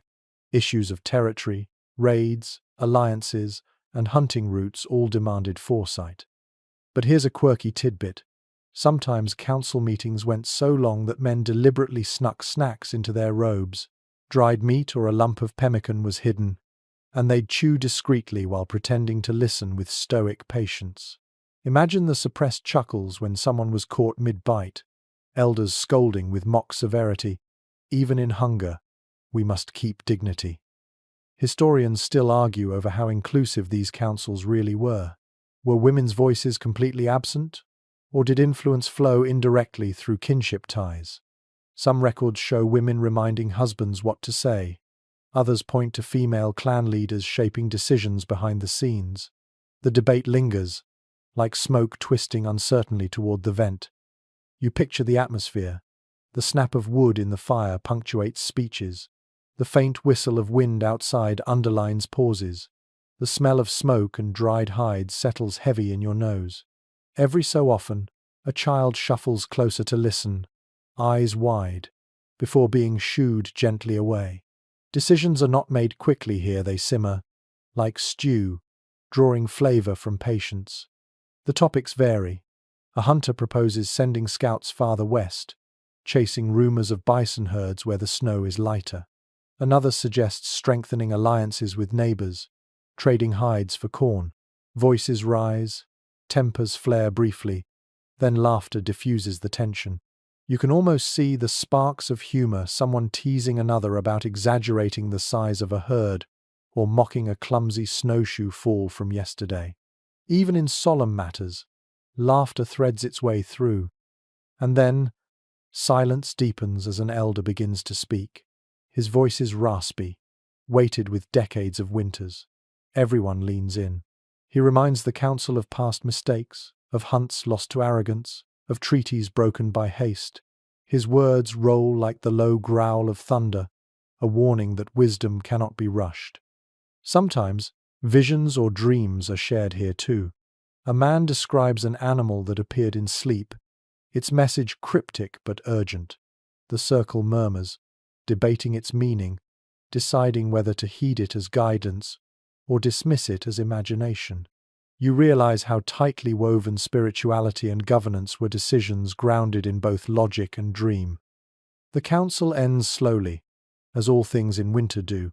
There is no grand declaration, no gavel or closing ceremony. Instead, men nod to each other, decisions absorbed into the rhythm of daily life. Tomorrow, hunters will set out. Soon, envoys will walk across snow to neighbors. The future has been shaped quietly, like footprints pressed into a drifting path. As you curl back under your robe, the voices still echo in your ears. You understand that survival was never just about hunting or sowing, it was about planning together, hearing every voice, balancing needs against risks. In the stillness of winter, the fire of council burned as brightly as any hearth. The night is bone cold, the kind of stillness where even the snow seems to hold its breath. You step outside the lodge for a moment, hood pulled tight, and your breath hangs like smoke in the dark. The stars shimmer cold and hard, and the world feels inhabited by more than just people. In this silence, you sense presences beings not of flesh and fur, but of frost and shadow. Winter, in every community, was more than a season. It was alive. Spiritual guardians of the cold were invoked, respected, sometimes feared. You imagine standing at the edge of a frozen river, hearing the ice groan beneath, and feeling certain a spirit moves underfoot. To live through winter was to live in dialogue with these unseen forces. A mainstream historical fact. The Inuit spoke of mahaha, mischievous frost spirits said to tickle victims to death with icy fingers, and others of a giant woman who controlled the seals. Among the Cree, figures like the Wendigo embodied hunger and greed, haunting the forest during the hungriest months. These beings weren't bedtime stories, they were warnings made flesh, teaching children caution and adults humility. And here's a quirky tidbit. Some tribes believed frost patterns on windows or on animal hides left outside were actual handwriting from winter spirits. Children were told to read the patterns like letters, interpreting whether the spirits were pleased or annoyed. Imagine waking up, your lodge wall glittering with frost, and someone announcing, "Well, The spirits say you'd better share your stew tonight. Historians still argue whether these spirits were taken literally or whether they were metaphors for human behavior. Was Wendigo a monster in the woods, or the embodiment of selfishness in times of scarcity? The debate endures, because stories lived in both realms at once, real enough to fear, symbolic enough to teach. The sensory world of these beliefs is vivid. You hear the howl of wind, shrill and unending, and it feels like voices. You see the glint of moonlight on snow, dazzling your eyes until it seems alive. You smell the sharp, metallic cold, and it carries a hint of presence, as if something unseen has just brushed past. Even your skin prickles when gusts slip beneath your robe, like fingers pressing too close. Ceremonies sometimes sought to appease these guardians. Offerings of food were placed in the snow, or chants sung into the storm. A hunter might whisper to the frost before leaving, promising respect if safe passage was granted. You feel the weight of those small gestures, superstition to some, survival strategy to others. Children both feared and loved these tales. By firelight, wide eyes stared as elders recounted nights when Wendigo's howl was heard, or when ice beings wandered near camp. Later, tucked into hides, the children clung closer to parents, hearts racing, yet secretly thrilled by the story's chill. Fear became entertainment, but also education.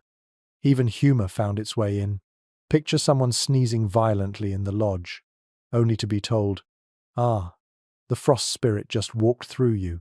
The laughter breaks tension, reminding everyone that even in reverence, you can poke fun at your fears. As you crawl back under robes, wind shrieking outside, you understand why these guardians mattered. Winter was too vast, too deadly, to face without giving it personality. By speaking to it, naming it, people lessened its power. The spirits of frost and hunger were not only monsters to be dreaded, they were companions to be negotiated with, reminders of respect in a world where nature always had the last word. The wind rattles the smoke hole, and sparks leap upward as the fire is fed another log. You look around the lodge and notice how many objects are handmade, how every item is shaped by cleverness. Winter, more than any other season, demanded tools that turned scraps into survival. With no markets or blacksmiths nearby, people relied on bone, wood, and sinew to fashion what was needed. You crouch beside a man smoothing a piece of caribou bone against stone. Slowly, the edge sharpens into a scraper, ready to clean hides or shave wood. The sound is steady grind, grind, grind, until the tool feels almost like an extension of his hand. Nothing here is wasted. Every rib, antler, or broken branch becomes something useful. A mainstream historical fact, bone tools were widespread among native peoples, from awls used in sewing to fishhooks carved from antler tips. In winter, when resources were scarce, these items were lifelines. Snow knives made from caribou ribs cut blocks of snow for shelter, while sled runners shaped from wood and reinforced with bone carried loads over frozen ground. Ingenuity replaced abundance. Here's a quirky tidbit that makes you smile. Some families crafted mittens with little bone toggles at the wrist so they could be snapped together like a pair of clamshells. That way, no one lost a mitten in the snow, because if you've ever lost one mitten in midwinter, you know the misery that follows. Imagine kids stomping around, mittens clacking together like castanets, turning necessity into comedy. Historians still dispute how much outside trade influenced these winter tools. Were certain designs like iron-tipped scrapers or metal blades borrowed quickly from Europeans? Or did older bone and wood traditions remain dominant longer than records suggest? Archaeological finds reveal both side by side, suggesting a mix of innovation and tradition, but the timeline is hazy. You handle a scraper now, the smooth bone surprisingly warm against your palm. The edge is sharp enough to cut through hide, yet light enough for long use. Beside it, a bow drill spins, wood squealing as sparks leap into tinder. The smell of smoke, resin, and freshly scraped hide fills your nostrils, mingling with the musky warmth of bodies. Sinew, stripped from animal tendons, becomes string, thread, glue. You picture a woman threading beads onto sinew strands, or a man stringing his bow tight, the fibers humming under tension. Every tendon that once pulled muscle is given new life as cordage, connecting winter tasks to the animal's gift. Even children joined in tool-making. Boys carved miniature bows, girls practiced stitching scraps, their clumsy hands turning practice into skill. The laughter of a child breaking a bone all too quickly might echo through the lodge, met with gentle teasing but also encouragement. Each mistake was part of the long apprenticeship of survival. Tools were often decorated too. A bone scraper might bear incised lines, a wooden handle wrapped in dyed sinew. Beauty and utility walked hand in hand. You run your fingers over one such carving, feeling the grooves like a secret signature, a message from the maker to the future user. I was here. I endured. And in the darkest nights, these tools took on almost magical significance. A hunter might whisper thanks to his snow knife before cutting into drifts. A woman might stroke her awl like a companion, knowing her family's warmth depended on its point. Objects became partners, companions in the long battle against cold. As you settle back, a finished pair of bone-handled scrapers drying by the fire, you realize that these tools weren't just instruments. They were proof of human creativity, shaped from what little the frozen world allowed. And each one told the same truth. Survival isn't only about strength, it's about turning fragments into lifelines, making warmth from what seems like nothing. The lodge walls tremble faintly, and you wake with a start. At first you think it's only the wind, but then you hear it, the rising roar, the low howl that swells until it drowns everything else. A blizzard is coming. The air inside grows anxious even before the snow strikes, because everyone knows how quickly whiteouts can turn the world into a trap. Step outside for just a second, and you feel it. Flakes sting your face like thrown sand. The wind tears at your hood, and the horizon vanishes. Within minutes the camp disappears, swallowed by a curtain of swirling white. Your own footprints vanish behind you, erased as though you were never there. A mainstream historical fact. Explorers and anthropologists recorded that many tribes, from the Lakota on the plains to the Inuit in the Arctic, learned to treat blizzards as walls rather than paths. Travel ceased, hunts were postponed, and lodges were sealed tight. People hunkered down, conserving fuel and food until the storm passed. It was less about fighting the storm than outwaiting it. But here's a quirky tidbit. Some people believed blizzards carried voices of lost ancestors. The wind's howl was said to be their lament or their laughter, depending on the pitch. Children pressed close to elders, asking nervously, "Who is speaking tonight?" Imagine the mixture of fear and comfort in believing that loved ones were rushing past in the storm. Historians still dispute whether blizzards were more often deadly or simply disruptive. Archaeological evidence of abandoned winter camps suggests storms could force relocation. But oral traditions also describe families snug in lodges, laughing through the howl outside. Perhaps it depended on preparation whether the firewood pile was high enough, the caches full enough, the hides patched tight. You feel the sensory crush of it now, the sting of ice against your skin, the roar that fills your ears until your own thoughts seem muffled, the sharp metallic taste of snow when you gasp for breath. Even inside, the storm seeps in. The wind moans through cracks, smoke hole covers flap, and snow dust drifts across the floor, melting into damp patches. Inside the lodge, families pull tighter together. Extra hides are draped across the door, children tucked into furs. Firewood is fed cautiously, too much too soon, and you risk running out. Too little, and the cold will creep in. Every crackle of the fire feels precious, every flicker of flame a shield against the roaring chaos outside. And yet, even here, humor finds space. Someone sneezes as snow dust falls through a gap, and another mutters, "The storm spirits are shaking their blankets again." Laughter ripples softly, easing the fear, because fear shared becomes lighter. The danger is real. Step outside, unprepared, and you'll lose your bearings in seconds. Hunters caught in the open might wander in circles until exhaustion takes them. Frostbite creeps fast, fingers stiffening before you realize it. Stories circulate of people found frozen only yards from camp, snow covering them as if tucking them in for a final sleep.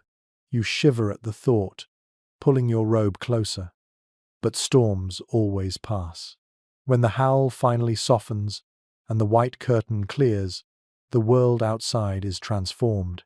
Drifts mound high against lodges, trees bend under their new weight, and the landscape looks entirely new, like a blank page. You step out cautiously, blinking in the sudden silence, your breath curling upward into crisp, shining air. And you realize a blizzard was never only a storm. It was a reminder of humility, a teacher of patience, a test of preparation. You cannot command it, only endure it. And if you endure together, the memory becomes another story told by firelight, another notch of survival carved against winter's endless teeth. The snow outside gleams under the thin moon, the world looking almost calm after the storm. But calm is an illusion. You sit by the fire, chewing slowly on dried meat, and you feel it a prickle at the back of your neck, a sense of eyes beyond the lodge walls.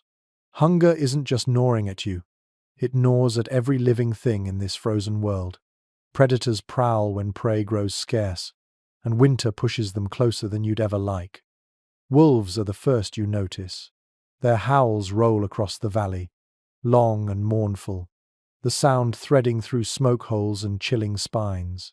The pack moves silently, paws whispering across snow crust, breath steaming from sharp muzzles. You step outside cautiously, and your torchlight glints off eyes yellow, steady, unblinking. They don't charge. Not yet. They're waiting, watching, testing whether weakness lives inside these walls. A mainstream historical fact: wolves were both feared and respected by native peoples. Some plains tribes admired their endurance, modeling hunting strategies after pack behavior. Others told stories of wolves as teachers or guides, but in lean winters, they were also competitors, circling camps, scavenging scraps, even snatching dogs or children if vigilance slipped. And here's a quirky tidbit. Some stories claimed that if you left food out for wolves during deep winter, they would remember and spare you in the future. Imagine elders tossing scraps into the snow, muttering, "Better to buy their favor now than lose a dog tomorrow." A superstition perhaps, but one born of coexistence with sharp teeth. Historians still debate how often predators truly threatened villages. Were wolf attacks rare, inflated into legend, or common enough to be a regular fear? Accounts differ wildly, with some explorers describing constant harassment and others dismissing it as myth. The truth likely lies somewhere in between. Fear magnifies memory, but wolves circling hungry camps was real enough. It wasn't just wolves. Mountain lions padded the edges of forests, their movements silent as shadows. A sudden scream in the night might send hunters rushing with torches, only to find paw prints leading back into darkness.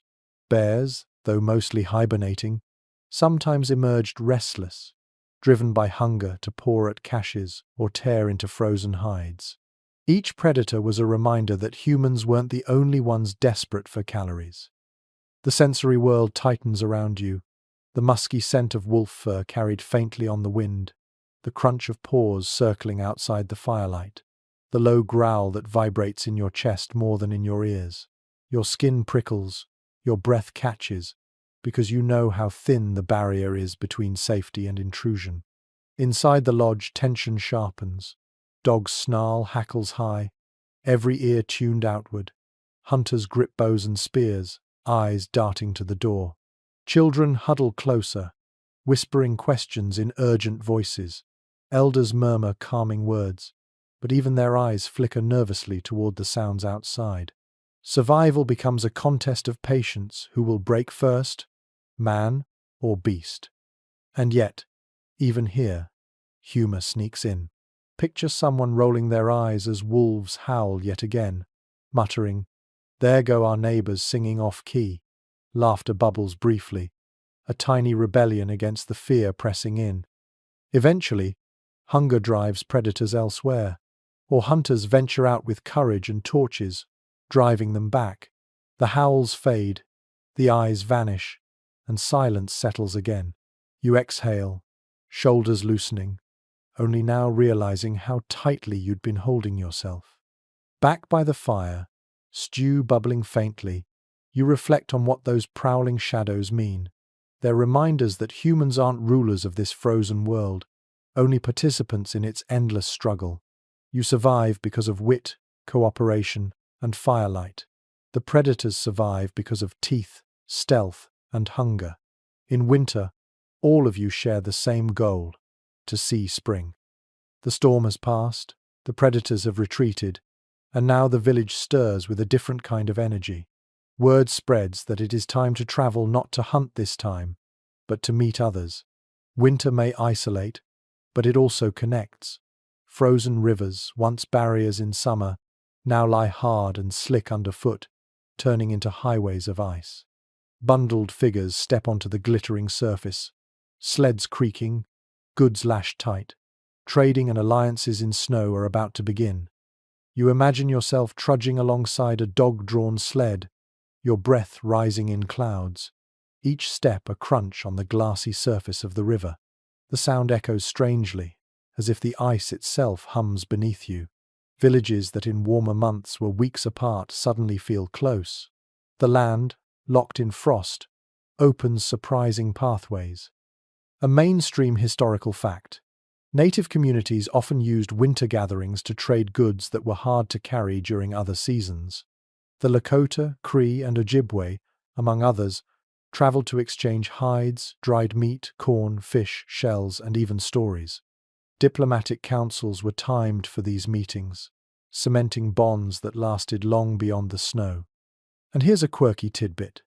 Some travelers marked their sleds or bundles with funny little charms, feathers, carved animals, even children's toys, so they could spot their goods quickly in a pile. Imagine a busy winter camp, sleds lined up, and someone calling out, "Who owns the one with the tiny wooden goose tied to it?" A practical trick, yes, but also a spark of personality in a frozen world.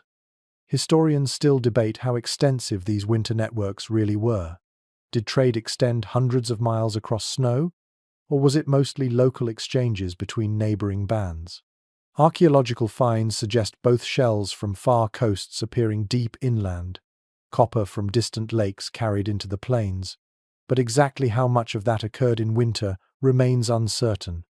You step into a meeting camp now, where fires dot the snow like constellations fallen to earth.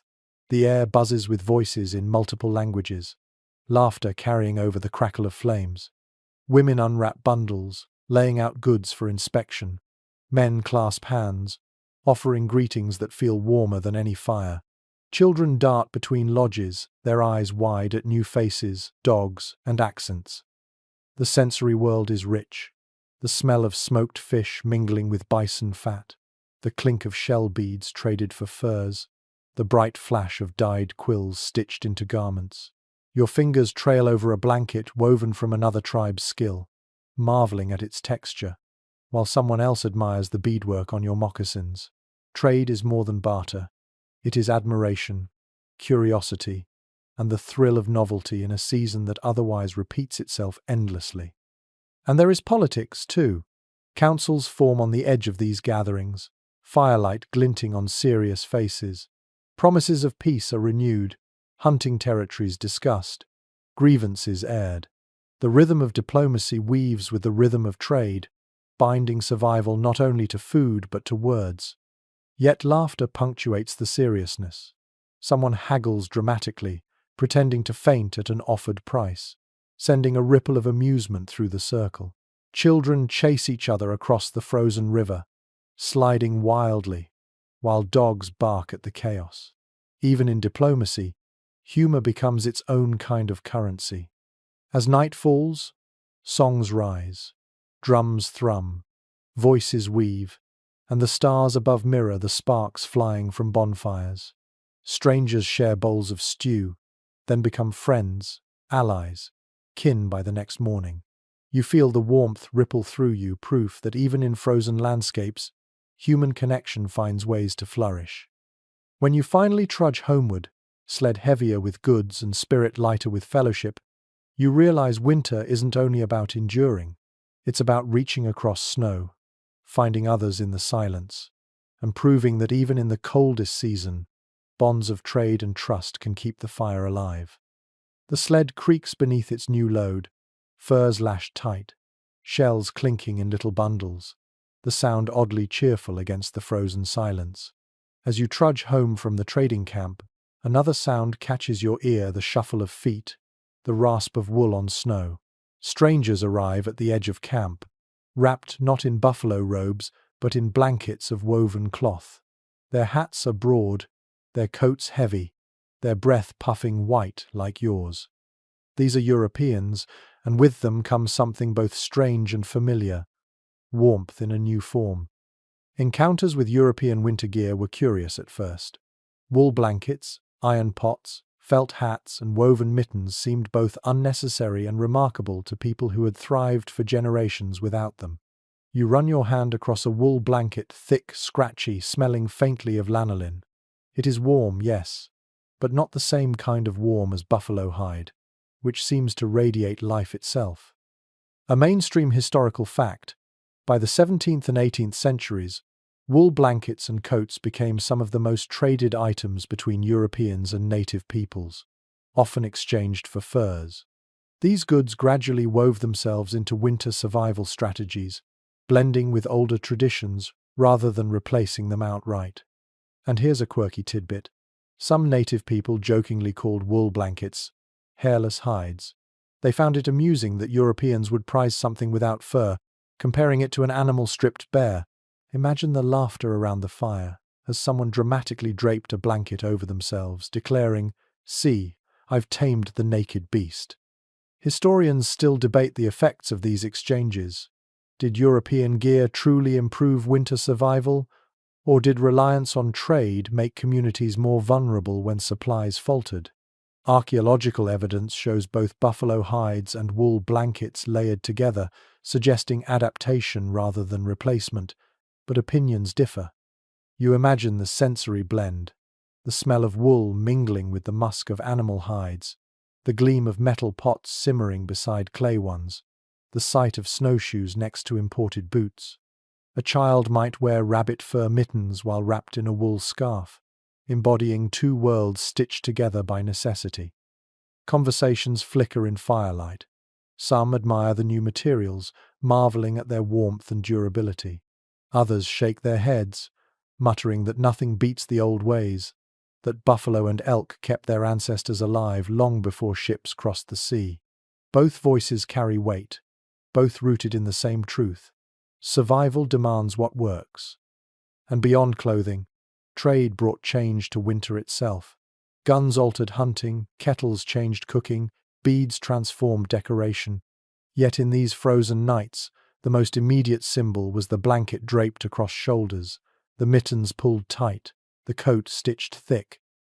You picture a winter gathering where half the circle sits in fur robes, the other half in wool coats, all of them laughing, eating, and planning together.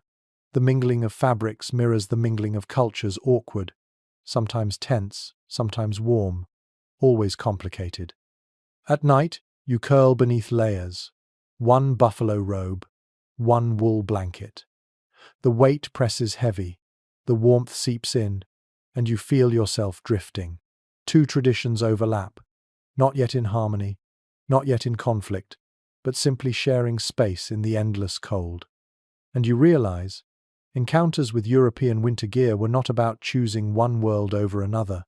They were about weaving pieces of both into the same story of survival, because winter cared little for origins. All it demanded was warmth. The night is quiet, the storm past, the predators gone. Only the crackle of the fire fills the lodge, and over it, a sound more subtle rises, humming. It begins low, just a single voice. Then another joins, and soon the room swells with song. In winter, music wasn't just entertainment, it was a lifeline, something to steady the heart when the world outside seemed determined to freeze it solid. Songs to endure the cold came in many forms. Some were work chants, steady rhythms that kept hands moving as hides were scraped or firewood split. Others were lullabies, soft melodies meant to coax restless children into sleep. And then there were the songs sung purely for spirit, carrying hope into the long dark nights. You close your eyes, feeling the vibrations hum in your chest, as though the song itself were another layer of warmth. A mainstream historical fact, drumming and singing were central to winter ceremonies and daily life across native communities.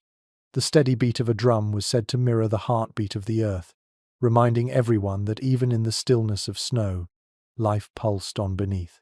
Groups like the Anishinaabe and Lakota wove drumming into winter rituals, both to honor spirits and to strengthen community bonds.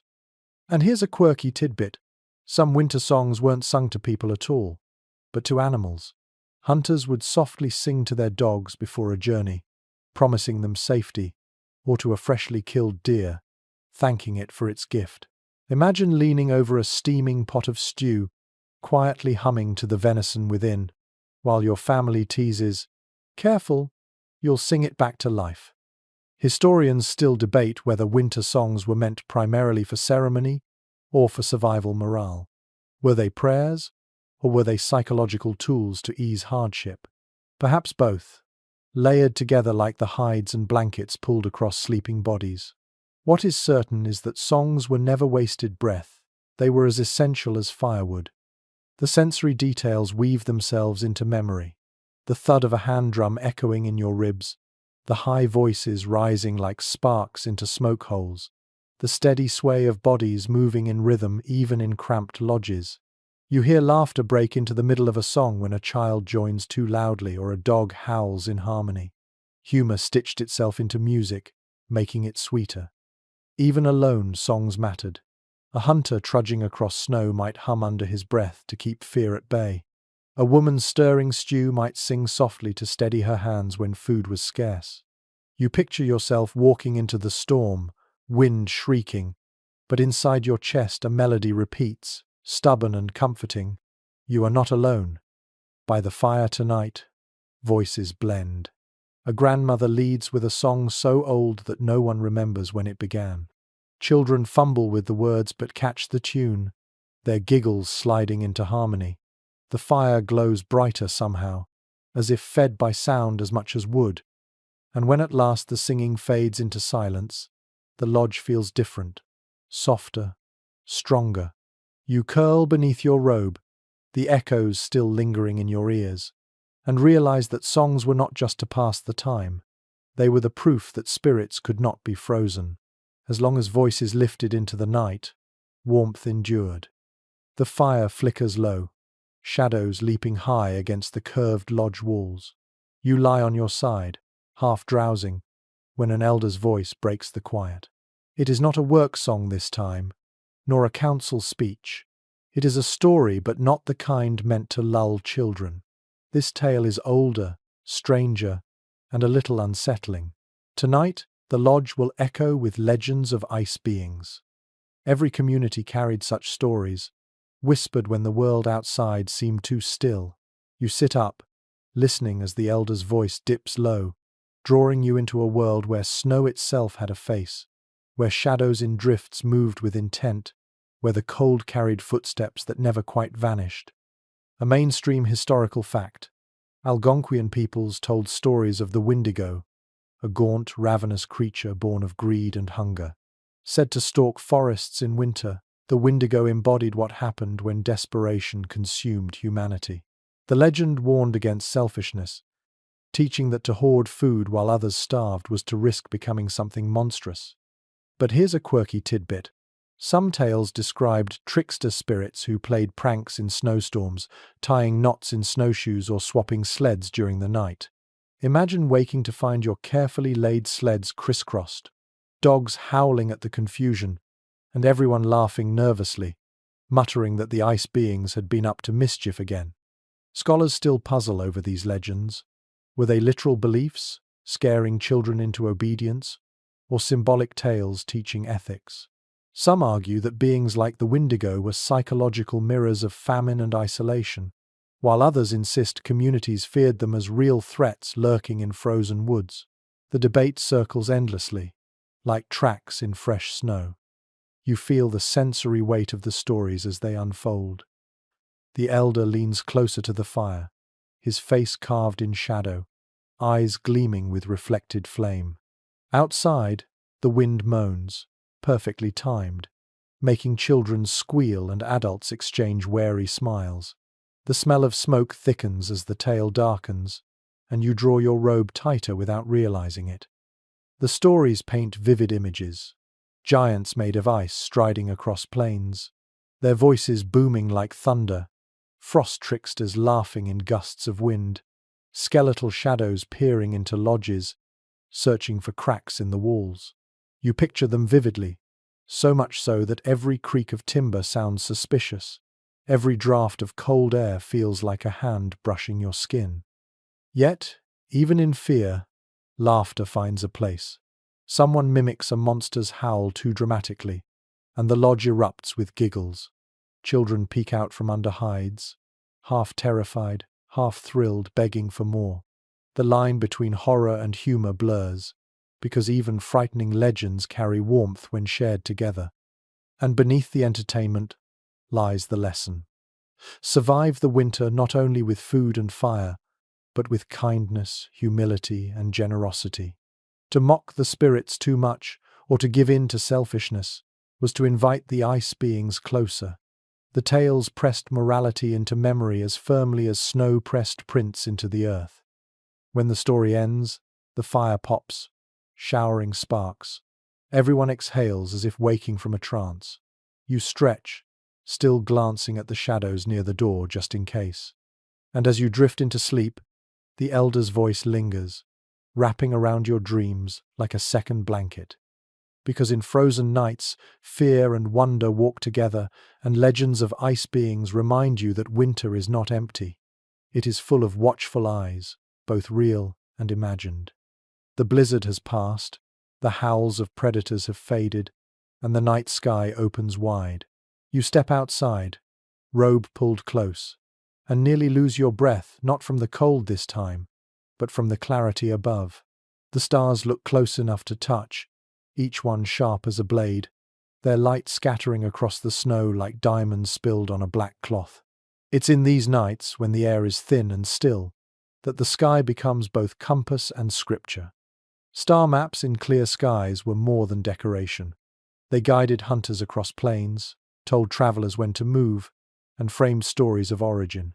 You tilt your head back, eyes watering from the brightness, and you feel the vastness pressing down, immense yet strangely comforting. The stars, eternal and unblinking, were companions as reliable as fire and food. A mainstream historical fact, the Lakota, among others, organized constellations into a star map mirroring their earthly camps and sacred sites. The stars were not distant ornaments, they were reflections of the land itself, reminding people that sky and earth were inseparable. To look up was to remember where you belonged below. And here's a quirky tidbit. Some stories claimed that certain bright stars were campfires of departed ancestors, burning in the heavens to warm the spirits. Imagine a child pointing upward, asking which fire belonged to their grandmother, and elders solemnly tracing constellations as if reading a map of memory. It turned cold nights into family reunions of a celestial kind. Historians still debate the exact accuracy of navigation by stars. Did hunters rely on them consistently for direction, or were they more symbolic markers of season and story? Evidence suggests both. Stars served practical needs, but they also carried spiritual weight, guiding not just feet, but hearts. The sensory experience is overwhelming. Your nose tingles from the cold, your breath fogs upward, and your eyelashes frost as you stare too long. The silence is total, broken only by the faint creak of trees under frost. Yet above, the sky hums with patterns, Orion's belt slanting like an arrow, the Pleiades clustered like beads on a necklace, the North Star steady as a watchful eye. People gathered to retell sky stories in these moments, Around the fire, elders gestured upward, tracing shapes: a great bison, a trickster coyote, a hero carrying fire. Children craned their necks, jaws open, eyes reflecting starlight. The stories anchored them to both cosmos and ground, teaching that survival meant knowing where you stood in both. Even in humor, the stars found a place. Someone might joke that a certain crooked constellation looked like a neighbor's bent snowshoe, or that a falling star was a clumsy hunter dropping his torch. Laughter echoed upward, as if the sky itself listened in. And when journeys were needed, stars steadied the way. Imagine trudging across a moonlit plain, sled dragging behind, snow crunching with each step. You lift your head, spot the North Star, and your heart steadies. You know where home lies, even if your footprints vanish behind you. Back inside, you curl beneath robes, the stars still etched on your eyelids. The fire hums low, but above you, beyond wood and hide, the night sky blazes. And you realize, in frozen silence, the stars were more than lights.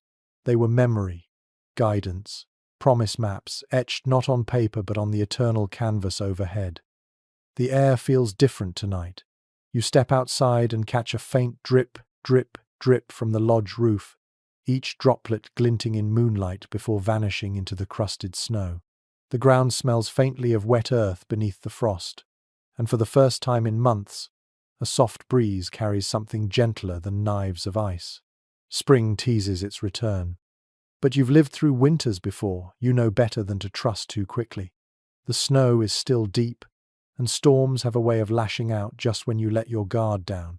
Still, hope stirs in your chest, as stubborn as a shoot pressing through frozen soil. A mainstream historical fact. Many native communities named this transitional period with moons tied to thaw or renewal. The Dakota spoke of the moon when the ducks come back, while the Ojibwe called it the sucker moon for the fish returning to streams. These names were calendars of hope, markers that the season of hunger was about to end. And here's a quirky tidbit. Children were sometimes sent out to check puddles each morning, competing to see who could find the first true sign of melt. Whoever spotted running water first would boast for weeks, strutting around camp as if they had summoned spring themselves. Imagine the laughter as one child triumphantly holds up a dripping stick, while others groan in defeat. Historians still debate how communities managed this in-between season. Was it a time of relief or of greatest danger? Evidence suggests both. While thaw promised new life, it also brought flooding rivers, thin ice, and unpredictable storms. Survival meant balancing optimism with caution, celebrating carefully while keeping firewood piled high. You feel it in your senses, the crunch of snow softer underfoot, the faint gurgle of water beneath ice, the smell of damp earth mixing with wood smoke. Birds reappear, their calls thin but unmistakable, and you pause, heart quickening at the sound of wings. The silence of winter begins to crack, replaced by murmurs of change. Inside the lodges, talk shifts. Elders nod at the dripping eaves, murmuring predictions. Hunters prepare traps for beaver and muskrat returning to streams. Women ready seeds, testing their fingers against kernels that will soon find soil. Children run more freely, faces flushed not from frost but from excitement. Yet the cold still lurks. Some mornings arrive with biting winds, snow swirling as if mocking your hope. You pull your robe tighter, muttering under your breath, and the camp chuckles, knowingly spring always tests patience. By firelight, though, optimism wins. Stories of green shoots and first harvests are told again, laughter bubbling as people imagine swimming in rivers or lying in grass. Someone teases, "Soon we'll forget what it felt like to shiver," though everyone knows the memory of this winter will never fade completely. As you curl back beneath your robe, listening to the drip of melting snow outside, you realize the beauty of this moment. It is fragile, uncertain, but it holds the greatest gift of all, the promise that winter, no matter how endless it feels, will always give way to life again. The air grows softer by the day now, Each morning you step outside and see more patches of earth showing through, dark against the shrinking snow. The river groans under its thinning skin of ice, and geese fly overhead, their cries echoing like horns announcing victory. Winter has not been defeated, it has simply stepped aside. And with that retreat comes the time for rites of thaw and gratitude. Communities did not let the season turn without marking it. Survival through the frozen months was never taken for granted. People gathered to thank spirits, animals, ancestors, and the land itself. You join the circle, feet wet in melting slush, as elders prepare offerings. Smoke rises once again, not of desperation this time, but of celebration. A mainstream historical fact. The Iroquois midwinter ceremony often stretched into the thaw, blending renewal with thanksgiving. Dreams were shared, masks danced, and rituals cleansed the village of winter's weight. Other peoples too held spring feasts, offering the first catch of fish or the first shoots of green to the spirits before anyone else tasted them. Gratitude was the bridge into the new season. And here's a quirky tidbit. Some groups threw snowballs into the fire as a playful farewell to winter, laughing as the steam hissed upward. Imagine a child hurling the last slushy ball into the flames, triumphant, shouting, "Begone, winter!" while everyone chuckles at the dramatic gesture. Historians still discuss whether these rites were strictly seasonal or tied to larger cycles of hunting and planting. Were they about spring itself, or about reaffirming balance whenever life shifted? The records vary, but the common thread remains. Ceremonies of thanks marked survival, no matter the specific timing. You feel the sensory world of these gatherings vividly. The ground is damp, your boots sucking softly at the thawing earth. The air smells of mud and smoke, mixed with the sweet scent of sap rising in trees.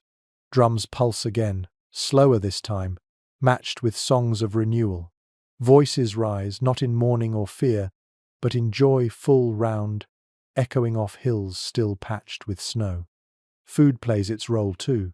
Families share the last of dried stores in feasts meant to signal that scarcity is ending. Fresh catches of fish are cooked over open flames, their smell rich and oily after months of lean stews. Hands pass bowls, laughter bubbles, and children eat with greedy smiles, as though determined to make up for every hungry night. Even the animals seem to join. Birds flit close, dogs bark with unusual energy, and the returning sun bathes everything in light that feels golden after months of grey. You tilt your face upward, eyes closed, letting the warmth kiss your skin, and you feel the weight of winter slough away. At the end of the rites, the fire crackles high, offerings consumed, songs fading into night. You look around at faces glowing in firelight, each one etched with lines of endurance and relief. Gratitude hums in your chest, not just for warmth or food, but for the resilience that carried everyone through. As you curl into your robe that night, the earth damp beneath you instead of frozen, you know this truth. Winter will come again, but so will spring. The cycle endures. And gratitude is what makes the turning bearable. The snow has nearly vanished now, lingering only in shaded hollows and along the river's edge where the ice still clings stubbornly. The air smells of mud and wet bark, the first green shoots daring to push upward. You step outside, stretching stiff limbs, and the village hums with new energy. Children splash in puddles, dogs roll joyfully in thawing earth, and elders sit in sunlight, their faces tilted skyward as if drinking warmth. It is the season of remembering and of honoring those frozen nights that did not break you. Memory of frozen nights was never simple nostalgia.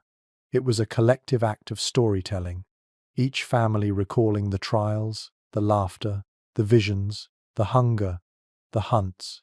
Around the fire, people spoke of the blizzard that buried lodges to their roofs, of the wolves that prowled too close, of the night songs that kept hearts alive. These memories were not only stories, they were lessons stored for the winters to come. A mainstream historical fact, oral traditions among tribes like the Ojibwe and Lakota often included recounting the winter just past. marking its events in pictographs on hides or birchbark scrolls. Each year became part of a larger history, a tapestry of seasons woven by memory itself. And here's a quirky tidbit. Some families gave playful names to the past winter, like the year of the frozen stew or the year of the runaway snowshoe, keeping humor alive even in recollection. Imagine an elder chuckling as he announces, "Ah, yes, the winter my beard froze solid to the lodge wall," while children giggle at the absurd image. Scholars still discuss how precise these memories were. Were they faithful chronicles? Or did the stories grow taller with each retelling? Likely both. Accuracy mattered for survival lessons, but exaggeration added color, laughter, and spirit. Memory was not a ledger, it was a living fire, reshaped by every tongue. You feel it now, the warmth of the fire on your cheeks, the soft ground beneath your feet instead of frozen earth, the smell of fresh sap sweetening the air. The sound of voices carries easily in the mild breeze. And for once, no one huddles tight for warmth. They sit open, shoulders relaxed, faces unguarded. Gratitude saturates every gesture. Children chase each other through puddles, shrieking, while adults lean back, smiling at the chaos. Food is shared freely now. Fish pulled fresh from the river, roots dug from thawing soil, even the last strips of dried meat brought out for celebration. No one counts rations tonight. Spring has reset the balance. And you, wrapped in your robe, feel the deep truth of it all. Frozen nights taught patience, tested bonds, sharpened ingenuity, and demanded respect for forces greater than yourself. Those nights left scars, but also stories. They carved humility into hearts, reminding everyone that survival was never a given, but a gift earned each day. As the sun dips and firelight takes over, you lie back, looking at stars no longer sharp with winter's edge but softened by spring haze. You breathe deeply, chest free of the constant ache of cold, and you smile. The frozen nights are behind you, but their memory will walk with you forever. Now the fire softens, and so do my words. You are no longer trudging through drifts or huddling beneath hides. You are lying still, listening, safe and warm wherever you are. The long journey through winter has ended, and all that remains is the gentle rhythm of breath and the echo of stories drifting like smoke. Let the memory of frozen nights fade into something lighter. Picture the snow melting, puddles forming, the air sweet with thaw. Imagine the weight of buffalo robes giving way to the comfort of sunlight across your skin. You are no longer carrying hunger, or cold, or fear. Those belong to the past, tucked into memory where they can no longer harm you. Feel your body sink deeper into the bed, as if the earth itself cradles you. Each breath is slower, heavier, calmer. The fire's crackle grows faint, replaced by the steady silence of a night that no longer needs guarding. Your thoughts drift, like sparks lifting into the dark, higher and higher, until they disappear among stars. Know that you have walked through storms, faced wolves in the shadows, endured the gnaw of hunger, and found laughter, song, and warmth along the way. The people of these stories endured, and so do you. Their resilience is yours now, folded into your chest like an ember that will never go out. Let sleep carry you gently. Let dreams arrive softly, bringing the promise of springtime fields and bright rivers. The frozen nights are behind you, and the warmth is ahead. Sweet dreams, my friend.